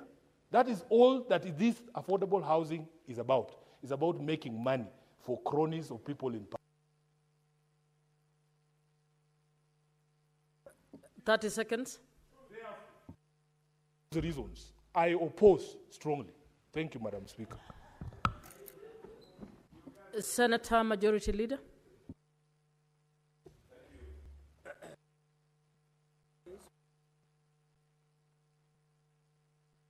Dispatch. Oh, okay, it's coming. Thank you, Madam Speaker, for this opportunity to also make my contribution to this report by our Committee on Delegated Legislation. Madam Speaker, I begin a troubled man because I've never had so much misinformation, and perhaps I don't know whether that is a place to commence, but I'll lose my trail of thoughts if I commence there. Therefore, I want to first stick to the substance of the report that is before us. Then maybe later, if I get an opportunity, I will direct my colleagues to where to get the correct information about many of the things which they said, which is information that is publicly available if you were to seek the right information.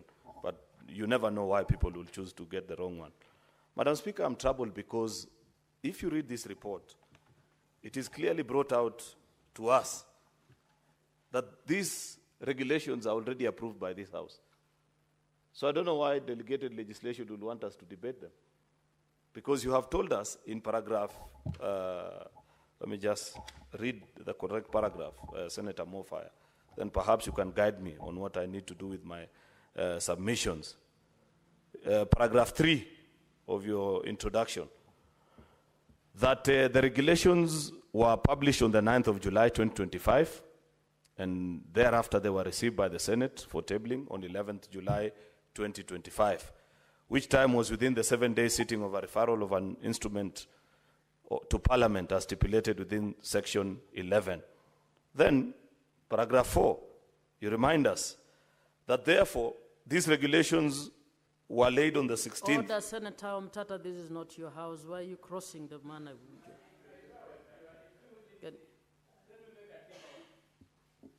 Thank you, thank you.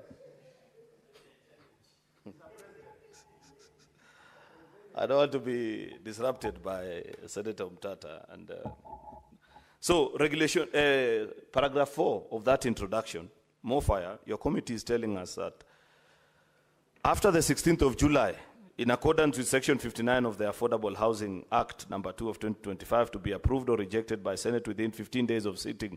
This is a law that we passed here. And we said that within 15 days of sitting, of receipt by the Senate, which days are set to lapse on the 11th of September 2025. Today, Madam Speaker, is the 25th, meaning that on the 11th, whether with a vote or without, we already passed these regulations. Therefore, what we are doing is just a conversation about what we think about housing. No wonder so many political statements are just being made. Because it has nothing to do with the report, whether we reject. In fact, I hope that there is no intention to take this to a vote. Because, Madam Speaker, eventually, you are taking it to a vote so that what happens? This report is already approved. And that is where we need to begin, because our committee chairpersons, the reason why you have a liaison committee is where there are emergencies such as this, where we have passed laws that have set timelines on ourselves. Like this law, we passed it here ourselves. And we said within 15 days of regulations, 15 sitting days, not just calendar days, sitting days, regulations such as this will stand approved. I expected a diligent committee would have led us to either consider those regulations or, at the very least, then bring a motion for extension of time. Though I'm not sure whether even that will stand, because at the end of the day, you can't pass a motion to amend statute which you've already put into law. It's very unfortunate, Madam Speaker, that we never got opportunity. Secondly, Madam Speaker, I'd wish to say that these regulations don't meet or serve the purpose for which they were intended to. I'd wish that when you have a matter as important as this, that our committees would lead us as a house to be alive to present issues, because housing is a very important project. Every political formation that I know, at least those that are worth their salt, had housing as a manifesto item, both the Azimio and the Kenya Kwanza. And not just in this election. From as early as 2002, if you read the NAC manifesto, housing was proposed there. Therefore, this is not just a simple exercise of passing regulations and saying, you go and do as you wish. It is in matters such as this that I expect of our committees, when you're implementing programs that are of high importance to the people that we represent, that you lead us into a conversation. From what I know from history, Madam Speaker, many times back in the day when you consider the formulas, when you considered, I can't recall immediately off the top of my mind, other important things, where committees have actually led us into a sitting in this house with the committee of the whole and told us that, good people, ladies and gentlemen, here is a proposal that has come from the executive. What are your thoughts about it? It's not just something that you tuck yourself away as a committee, consider them, and come back to us. You're not bound by regulation, but it's the moral, it's the diligent thing to do, because each of us, in one way or the other, is affected by this program. There are many questions that I have about this program, Madam Speaker. I want to know, Madam Speaker, for example, I would expect that by the time the Cabinet Secretary and the PS and the State Department and this board that is being set up come to us, that at least I'd have a report that since I passed this law 1 year ago and have been paying diligently, Madam Speaker, how many of those units have been built in each and every part of this country? Because I have to register a complaint as Senator for Kericho, for example, that all I can see are hardly 300-400 units that are not even ready. And I see occasionally here in Nairobi, thousands of houses. I don't know in which part of the country. Are we citizens? Are we children of a lesser God? Madam Speaker, I wanted to have that conversation here with the people that are running this program to know why certain counties will be at 70-80% completion of projects while others are still 20-30%. I just passed by, for example, where this project is being implemented in Kericho town. I think they are building only 400 houses in a county of a population of more than 1 million people, many of whom understand the importance of this project, Madam Speaker, because, and I'm glad because there are people who are saying in their parts of the country they need the houses. It will be important that you put it on record and donate to us who are in need. Our land is high-value agriculture land, and many people continue to build houses on that land. I would be more than happy if I centralize my people in one place so that I remain with land to secure their food and farming, Madam Speaker. Therefore, needs vary. There are those who consider this, that it is not useful to the people that they represent in this House. I wish, Madam Speaker, that we would get that opportunity so that we give a commitment, including in writing, and say, please, the request of my constituents is that we think we can uptake 10, 20, 30, 40, 50,000. Then others can write and say, we don't need these things. Take it elsewhere. Madam Speaker, the implementation of this program has not been as transparent in terms of allocation of units that are being built across the country as we expected when we passed these regulations. Madam Speaker, and I say this with a heavy heart, because I know if you raise this conversation, many people will tell you, oh, you know, in your place, we don't have land to do this, and things such as those, Madam Speaker. But where is the engagement? Where is the diligence on the public officers that are running this program, that have gone to engage our county governments and said, provide for us alternative land?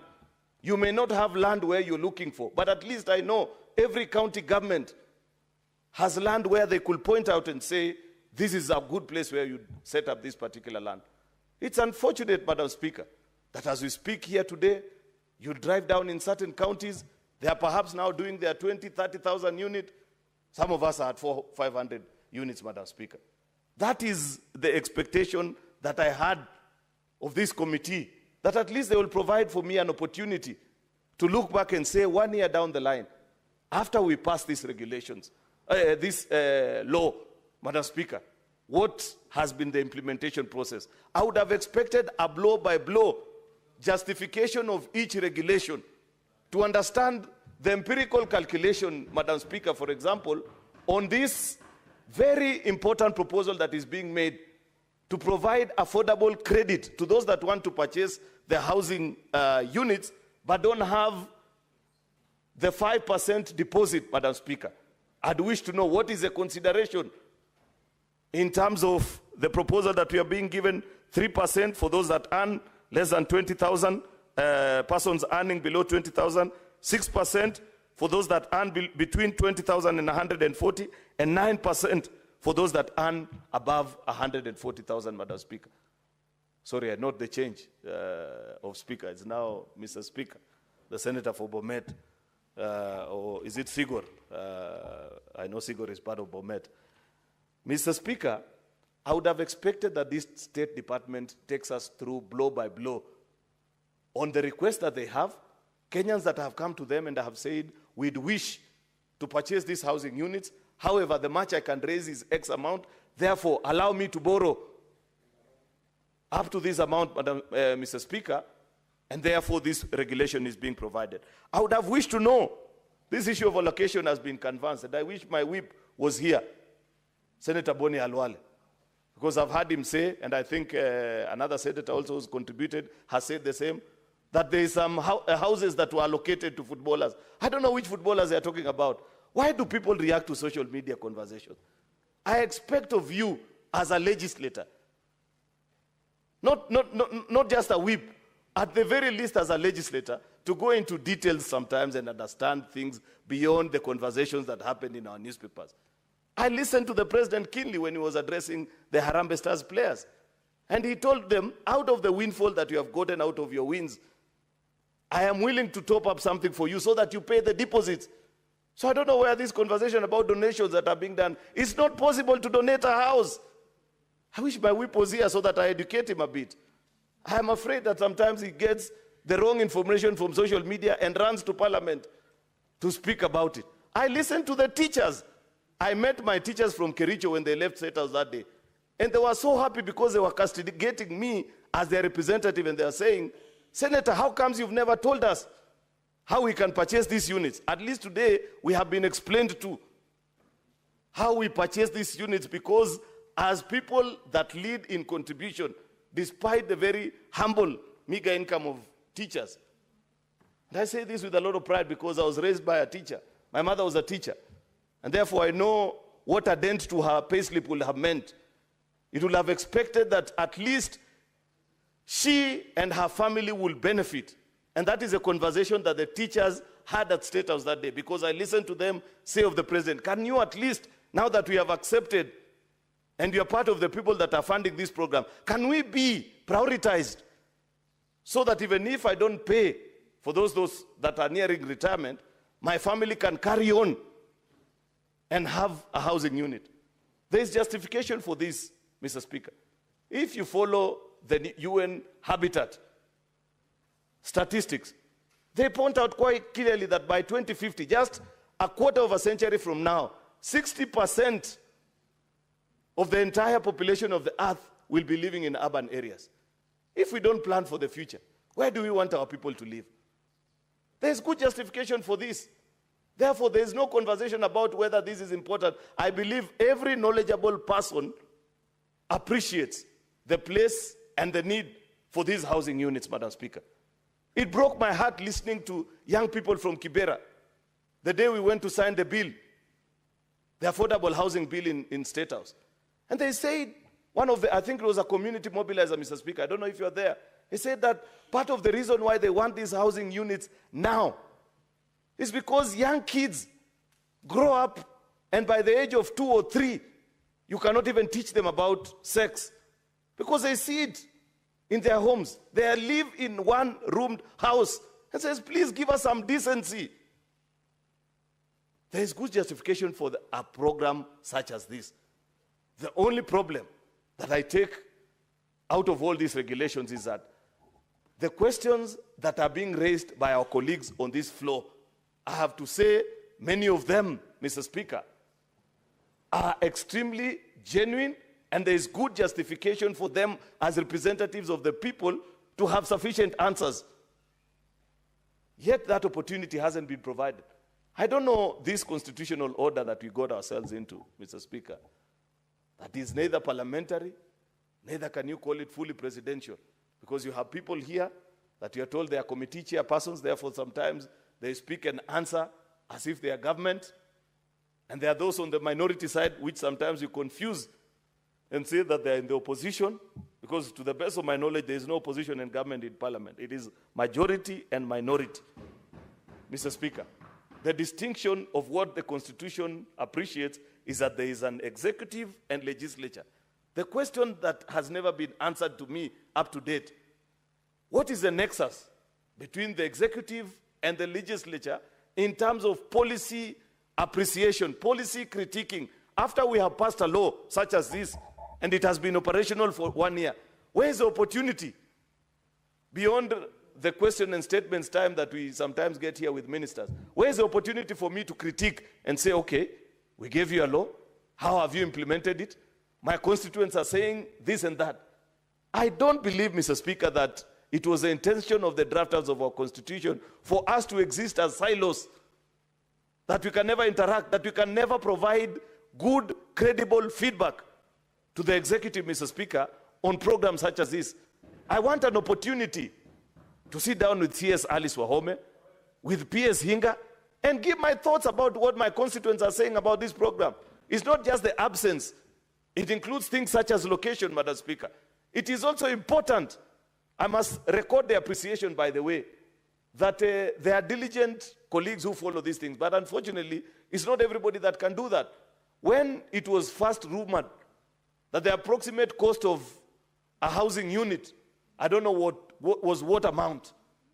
I remember one of my colleagues here telling me that this is almost 10,000 shillings higher than what other private entities. I think it was Senator Chute, actually. Yeah, thank you for being reminded about that.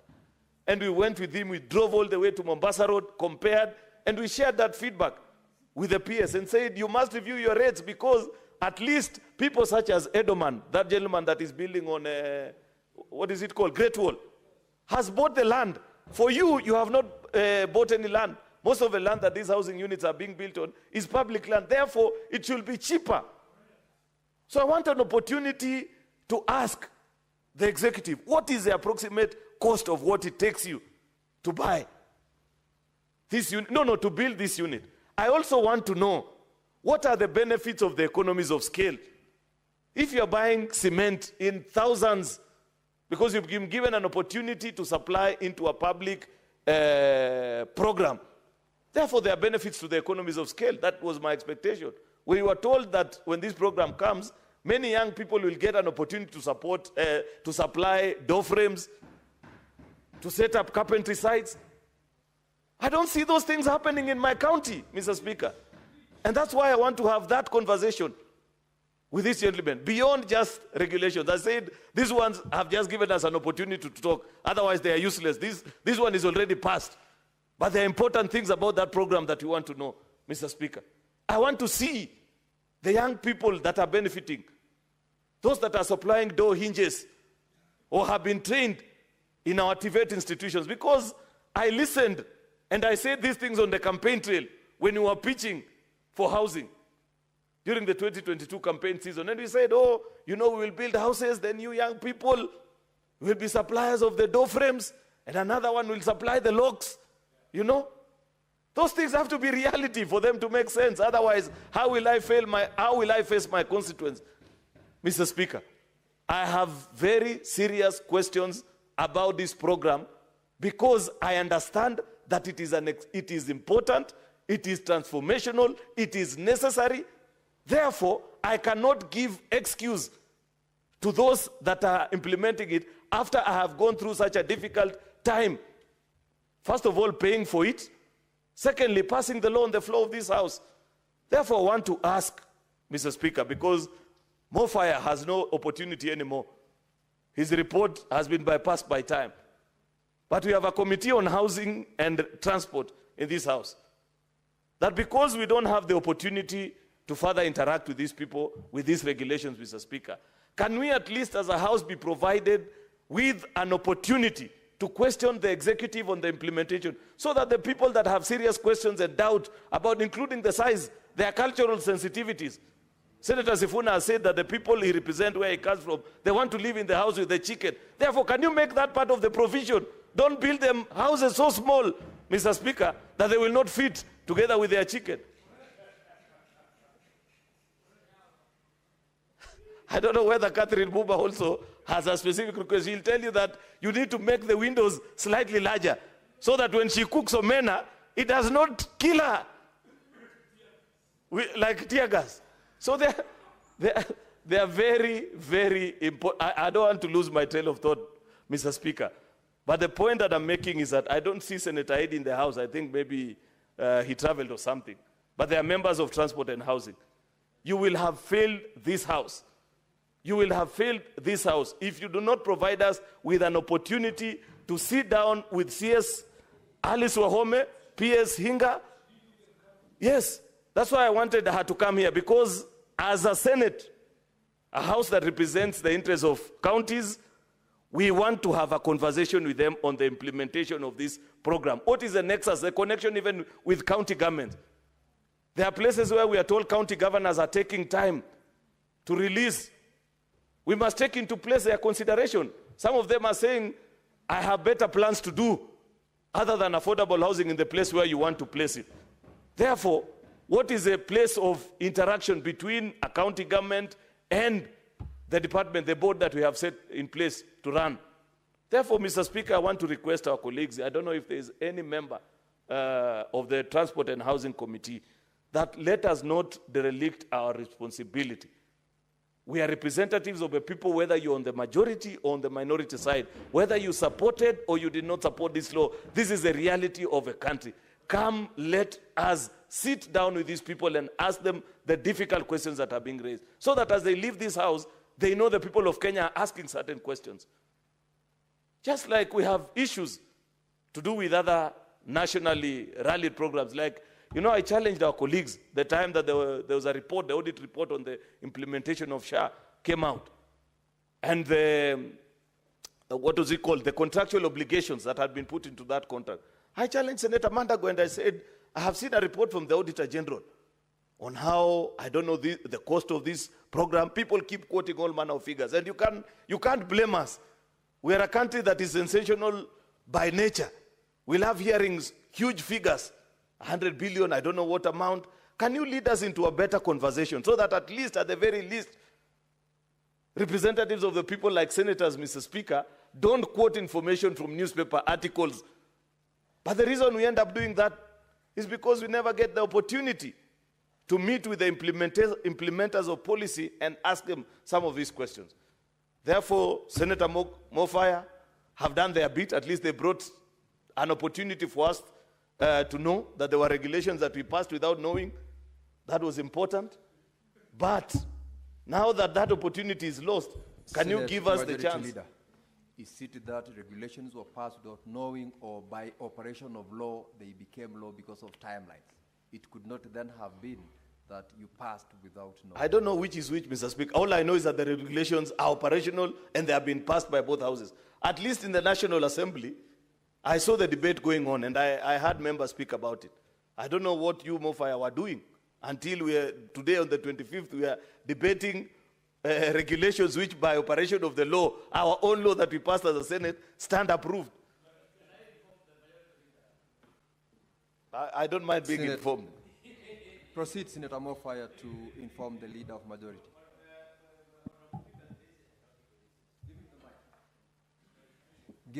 Okay, use the dispatch desk.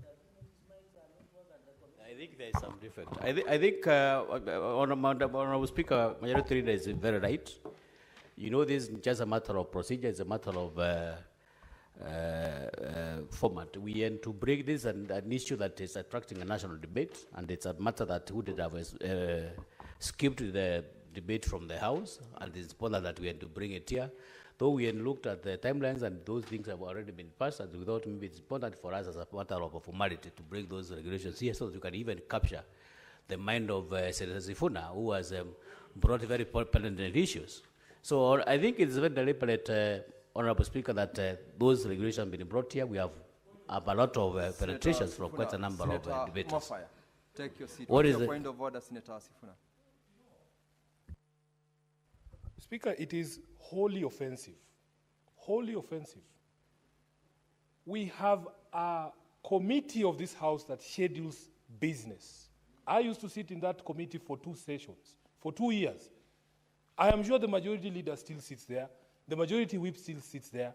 All these leaders on both sides of the House still sit in that committee. Honorable Speaker, how fair is it? You are telling us that you schedule business. We are in the middle of debate. There is a procedure that has to be followed. At the end of debate, you have to put a question. I need to vote.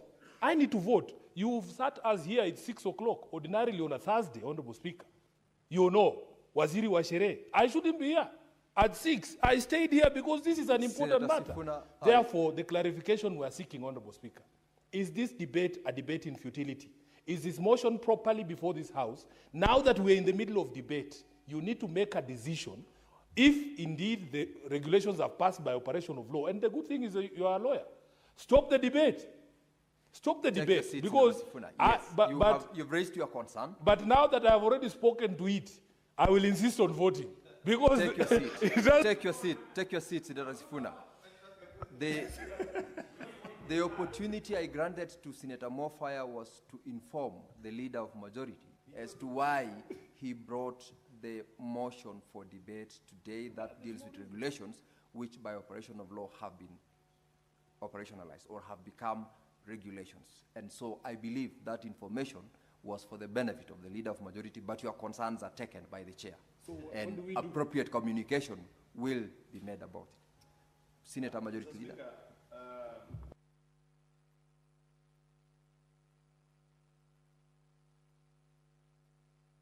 Your mic is not working, Leader of Majority. Just use the dispatch. And the Commissioner at least is in the country today, Mr. Speaker. One of the 3 commissioners is in the House. At least can you make sure the mics are working? During my time as a commissioner, Mr. Speaker, I ensured the mics used to work. I don't know what happened to these ones that we got into office recently. Mr. Speaker, I was saying, Senator Sifuna... I can confirm to you, Leader of Majority, that the Commissioner has just confirmed to me that yesterday the House Business Committee indeed confirmed that this will be worked on in the next recess session. Yeah. And therefore... But what do we use between now and then? Because he knows the mistakes he has done. Proceed, Mr. Speaker, Leader I of was Majority. saying, Senator Sifuna's concerns are not illegitimate, Mr. Speaker. Because we must ask ourselves, why did you subject us to a debate of something that is already, that stands approved, actually, Mr. Speaker? In fact, that's a question that the Secretariat that progressed this, actually, needs to answer. Because why? I believe in the other house. If it was the National Assembly, things such as this never happen. We must move away from being stoic also as, as an institution and, do things better. This was completely unnecessary. But the chair has told us that the reason he brought the report was to catch our attention on this conversation. Okay, you have succeeded in doing that. I hope Senator Eddy and the team at Transport and the Housing Committee will at least help us answer the things and the concerns that colleagues have on the implementation of the housing project. Because as an avid campaigner of housing program, Mr. Speaker, and somebody who knows how that program can change lives of people that, one, in urban areas live in subhuman conditions, and for those of us that come from densely populated, rich agricultural zones, at least this program can provide us an opportunity to live as expected, where we live in concentrated places and leave part of our land to be used optimally for agricultural farming. Otherwise, Mr. Speaker, the small land in my village in Kericho that my grandfather left to us, by the time it gets to my children's children, it will not be useful anymore. At least if this program is properly implemented in my county, I can tell them, let's go and live in town. We leave the farm, we fill it up with the tea bushes, and it will take care of us. And the same can be said of so many other things. Therefore, Mr. Speaker, I look forward to that opportunity.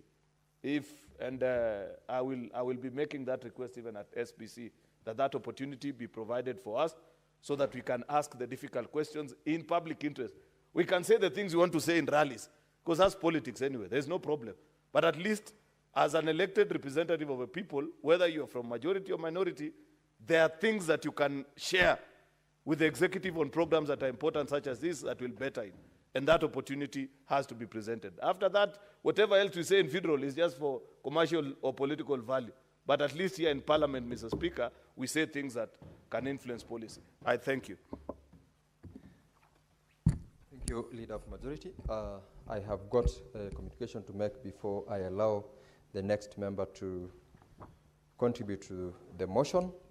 Honorable members, I would like to acknowledge the presence in the public gallery this afternoon of visiting students from Busia Universities and College Students Association. The delegation consists of 12 students. In our usual tradition of receiving and welcoming visitors to Parliament, I extend a warm welcome to the delegation, and on behalf of the Senate and on my own behalf, wish them a fruitful visit. I thank you.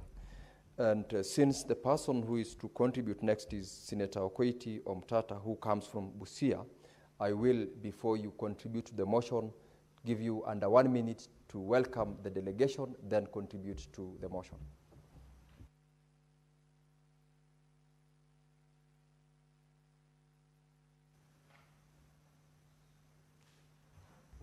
Senator Omtata, you use the dispatch. Mr. Speaker, sir, thank you for the opportunity, and I welcome the delegation from Busia Students Association. I was not aware of their presence, I was not informed, but I'm happy that they're here. I also want to inform them that we shall be having Senate Machinani, so they should feel welcome to come back to Busia from the 6th of next month and air their views about what the Senate can help do for them. Otherwise, I wish them success in their studies, and I hope that they'll have a fruitful experience in that tour here. And next time I request that they send me an alert if they're coming to visit the Senate, so that I can know they're coming to visit the Senate. I don't like being ambushed. But you are most welcome, and I wish you a very fruitful tour. Thank you. Mr. Speaker, sir, I'll begin where my brother, Senator Sifuna, left when he referred to chicken. It's not a light issue that he said. The word, one time a lawyer sage told me that the word ingoho has the word ingo inside that name, and I want majority speaker to understand. Ingo Ho has the first part is Ingo Ho. When you see that bird, there's a home around there.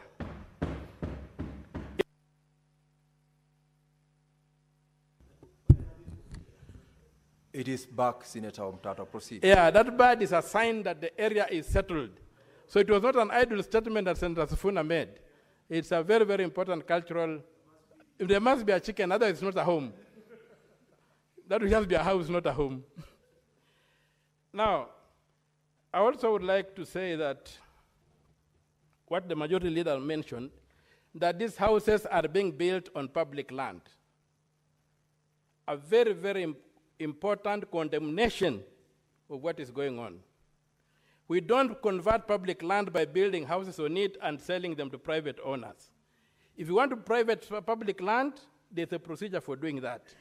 This affordable housing has no respect for any law. It's being done like we are in a vacuum. There are no laws in this country.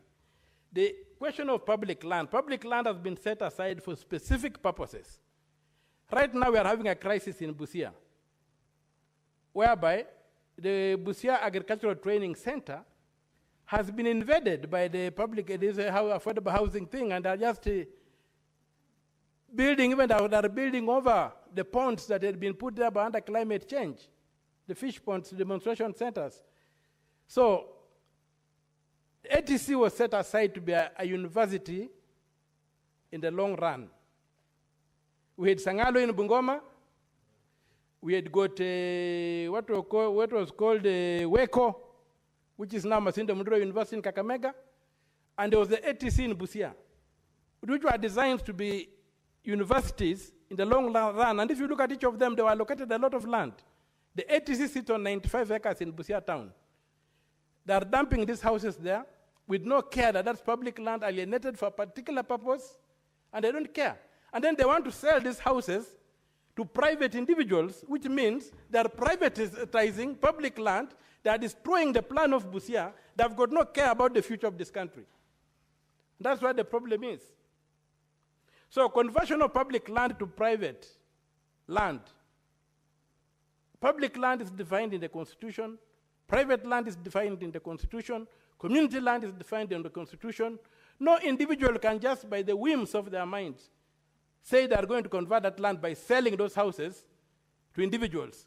When power changes, we shall recover those houses and surrender them to the public. Neither President William Ruto, the minister, or anybody has the capacity to sell private land to a private individual. So whoever dares buy those houses, you are throwing away your good money. We'll recover those houses and put the land back to the public. Or you carry your house away from that land. There'll be two options. You'll have to find a way of carrying that house. And remember, it's a story house. How will you carry your floor or your apartment? I warn Kenyans, don't touch those houses. Because when I take over, I'm going to recover them. In 2027, I'm going to recover them. And return the land back to the public. And when the government takes them over, we are going to quantify each pay slip. My brother has been mourning about his 30,000 shillings per month. We shall quantify that money and recover it from a consolidated fund and refund you and make those houses public property. So just support me for the presidency. Next. Senator Koiti, I want to warn you that I'm you will not guided. use the platform to campaign I'm guided. for your presidential ambitions. I'm guided. The other thing, the other disregard for the law. Let us forget about public land. These houses, and not forget about public land, other than being built on public land, they are being built using money that has been collected from Kenyans as a levy, which makes that money public money. So in all essence, that is public property. We have got Article 227 of the Constitution, which requires that the disposal of public property must be done in a competitive manner, in an effective manner. The Public Procurement Act also does that. Where does it come that now we are using public money to make grants? When did the government become a grant maker? We already have an emergency fund that is in the treasury. Why are we becoming grant makers? And if you look at the Kenyan Constitution, it's a clearly civic republican charter with the rights to property and pursuit of the common good and use of public office for service, protection of private property. You cannot take Senator Sifuna's 30,000 shillings per month and use it to build a house for somebody else. That's what the Constitution condemns in Article 40 as arbitrary deprivation of Senator Sifuna's interest in his money. There was a question of timelines. And this is the danger of making unconstitutional law. Article 94, clauses 5 and 6 of the Constitution say that only Parliament has the power to make law. And Parliament can delegate that power. Now, it cannot be said that in delegating the power, if Parliament fails to validate a statutory instrument within 15 days, the statutory instrument becomes law automatically. The ideal is that the statutory instrument should lapse if Parliament has not approved. There's a requirement that Parliament must protect the public, not by avoiding, not by omission, but by commission.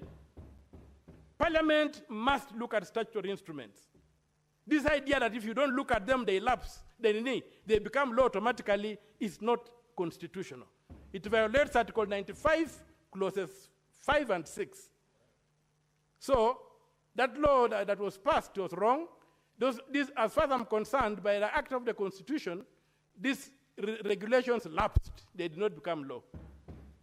Secondly, we cannot go to the issue of look at the Affordable Housing Act as the primary act on making of statutory instruments. The primary act is the Statutory Instruments Act. And Section 15(2) gives 28 days, not 15 days. So the Statutory Instruments Act should trump that timeline that was smuggled into the Affordable Housing Act so that purportedly these things could become law.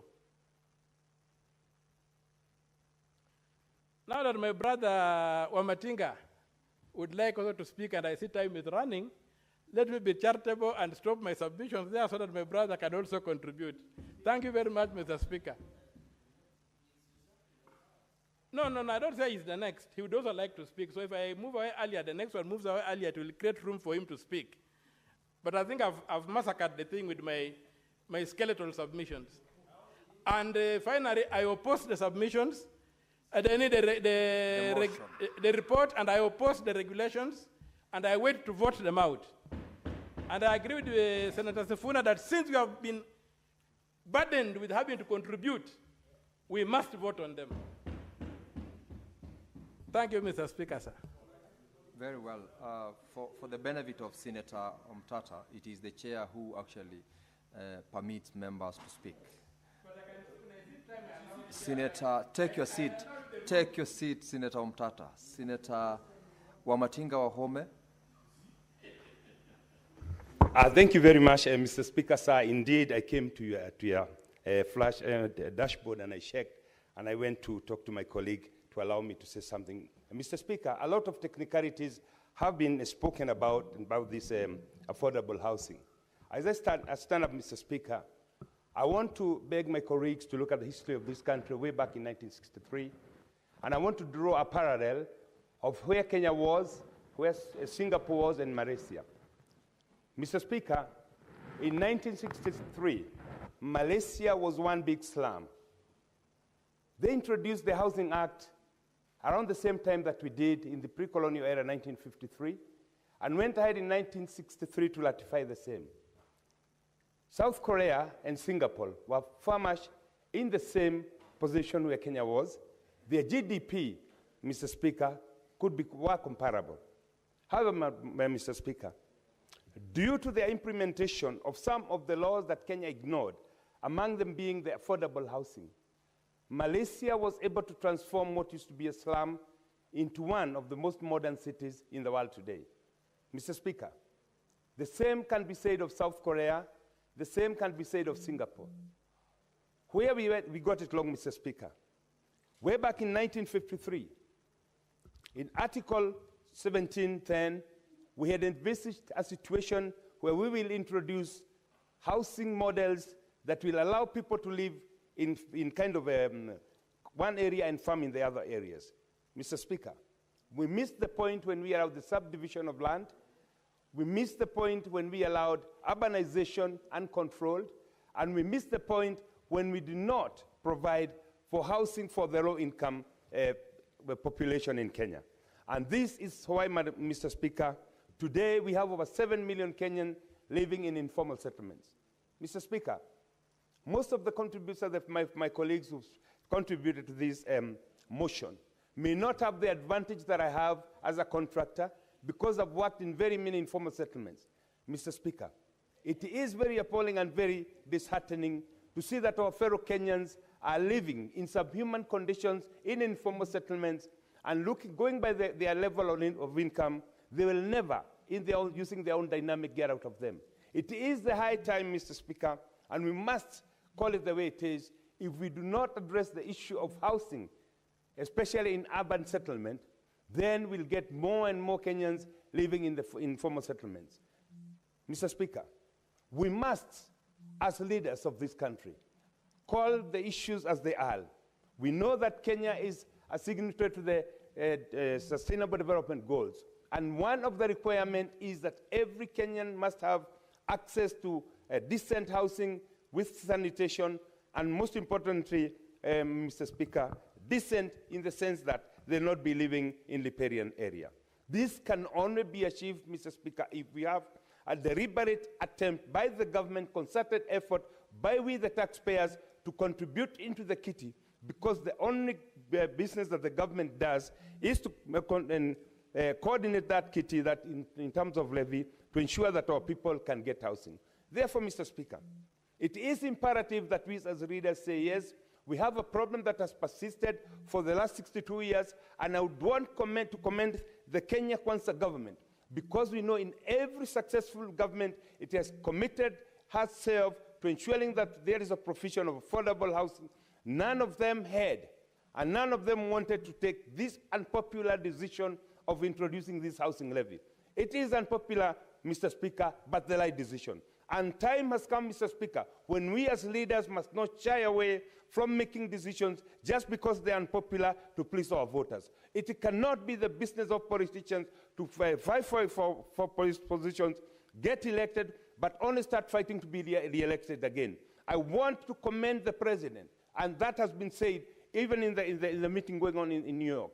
He has taken it upon himself to ensure that he delivers Kenya's mandate to become one of the developed countries, but that cannot happen if over 7 million Kenyans are living in informal settlement. Mr. Speaker, sir, affordable housing, look at it from whichever way you want to look at it. But it cannot be people living in Mathare, in Mukuru kwa Ruben, people living in Nyeri Majengo. They cannot afford to buy the prime property there to build their own houses. It must therefore be a common and a collective responsibility of all of us to ensure that we move those people from those slum shackles into houses. Mr. Speaker, I want to believe that this is the high time that we face it and say it the way it is. We have missed the opportunity. This government, more so because it's a broad-based government, has taken a paradigm shift in the way things are done, and therefore we can see that people will start getting housing. To the issue that has been addressed by some of our colleagues, Mr. Speaker, the law of supply and demand is very simple. If we construct many houses for the upper class and there's nobody to take them, then the lower class will have an opportunity to access better houses at a lower rate. That is simply the law of supply and demand. But also having said that, Mr. Speaker, it is the high time that we realize that the population in Kenya is growing, the land mass of Kenya is not expanding, and therefore we must divorce ourselves from the traditional way of looking at land and see it not as a renewable resource, but as a diminishing resource, and therefore we reduce on horizontal and go the vertical. Mr. Speaker, I would want to urge my colleagues, as much as this report has come a bit too late, it gives us a golden opportunity to explore the possibility of how we'll operationalize, but most importantly, on how we'll ensure that many Kenyans access the affordable housing, because the future generations are looking upon us to ensure that we leave them in a better place than we found ourselves in. Mr. Speaker, as I wind up, I want to commend the chair for giving us an opportunity to discuss on this report, and most importantly, reflect on the things that we as a country can benefit if we ensure that the operationalization of the regulations, the optimization, and also most importantly maybe the ratification of some of these regulations to ensure that every Kenyan will have an opportunity to own a home, every Kenyan will have a chance of having somewhere he or she can call home. This, Mr. Speaker, sir, and has been said, by 2050, most of the Kenyans will be living in urban center.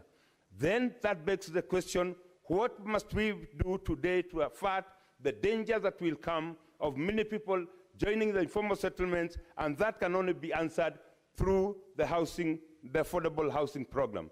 Mr. Speaker, as I wind up, I want to thank His Excellency the President, because we know four of his predecessors were not able to make this hard decision, but he has taken the bull by its own. I'm a proud Kenyan for contributing to the housing levy, because I want also to be accounted among those who played an active role in ensuring that Kenyans get affordable housing, decent, and that we start fighting development of slums and informal settlements moving forward. Mr. Speaker, sir, I support, and I take this opportunity to say this is the way that we need to go, Mr. Speaker. And indeed, every senator sitting here, we must take the opportunity to ensure that we sell this to our people, and to ensure that when we go back home, we tell people that, yes, these affordable housing are not for the rich people, but those who cannot afford. What we need to look at is the model of how do we go about financing, the model of how do we go about making sure that they are evenly distributed among all the communities, in all the towns in Kenya, but most importantly, even among the Gen Zs and the young generation of this country who cannot be able to afford to pay the deposits. Looking at the financing model, Mr. Speaker, if we get that one right, then this will be a golden opportunity to change the course of this country, and this will be a golden opportunity to ensure that each and every Kenyan has a place to call home. Mr. Speaker, my county is benefiting from this. Various institutions, including institutions of higher learning, are getting hostels, a very good thing. We were just there, I think 3 days ago in Kieni East. And I want to encourage my leadership in Nyeri County, we lobby for more and more of this affordable housing, because Nyeri is one of those counties that has a lot of colonial villages where people live in very, very small properties.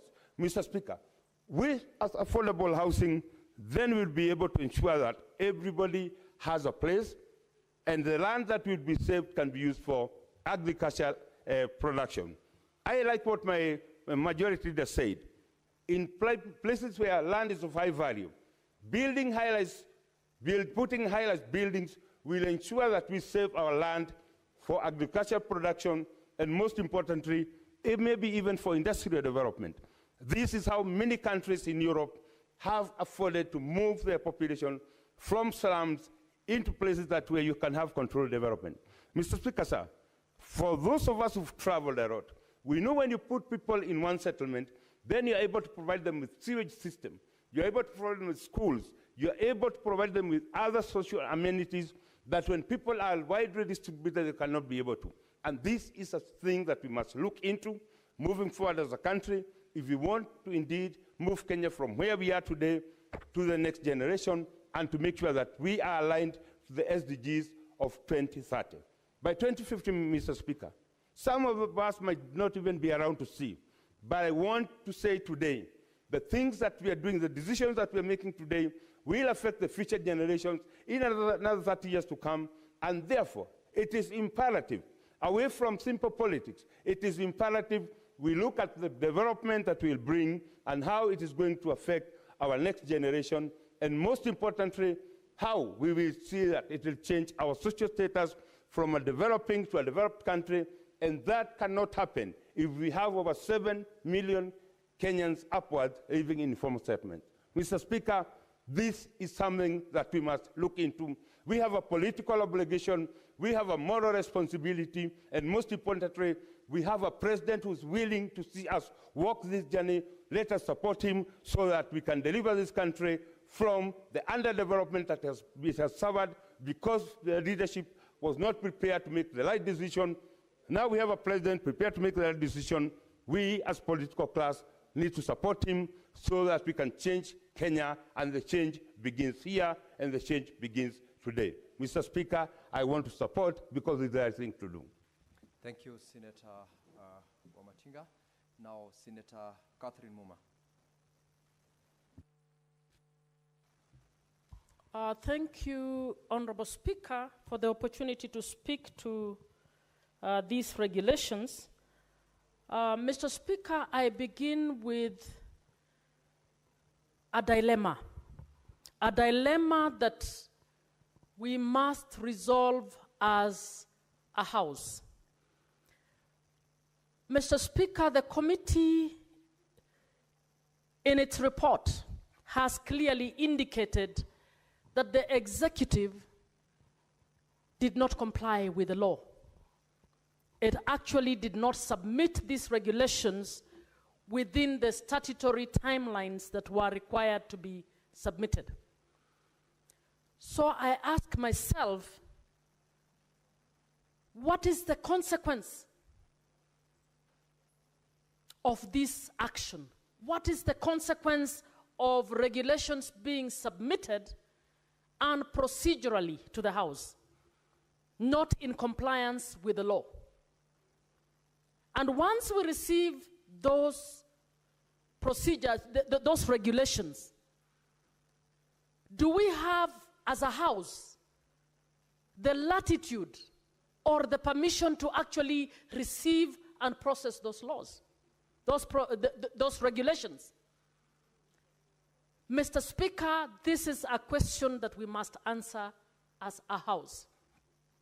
Once the regulations came, Mr. Speaker, there is another timeline, a timeline within which the committee was supposed to process this law. Mr. Speaker, again, that was breached. Mr. Speaker, I believe even as we move forward, and I want to make it clear that affordable housing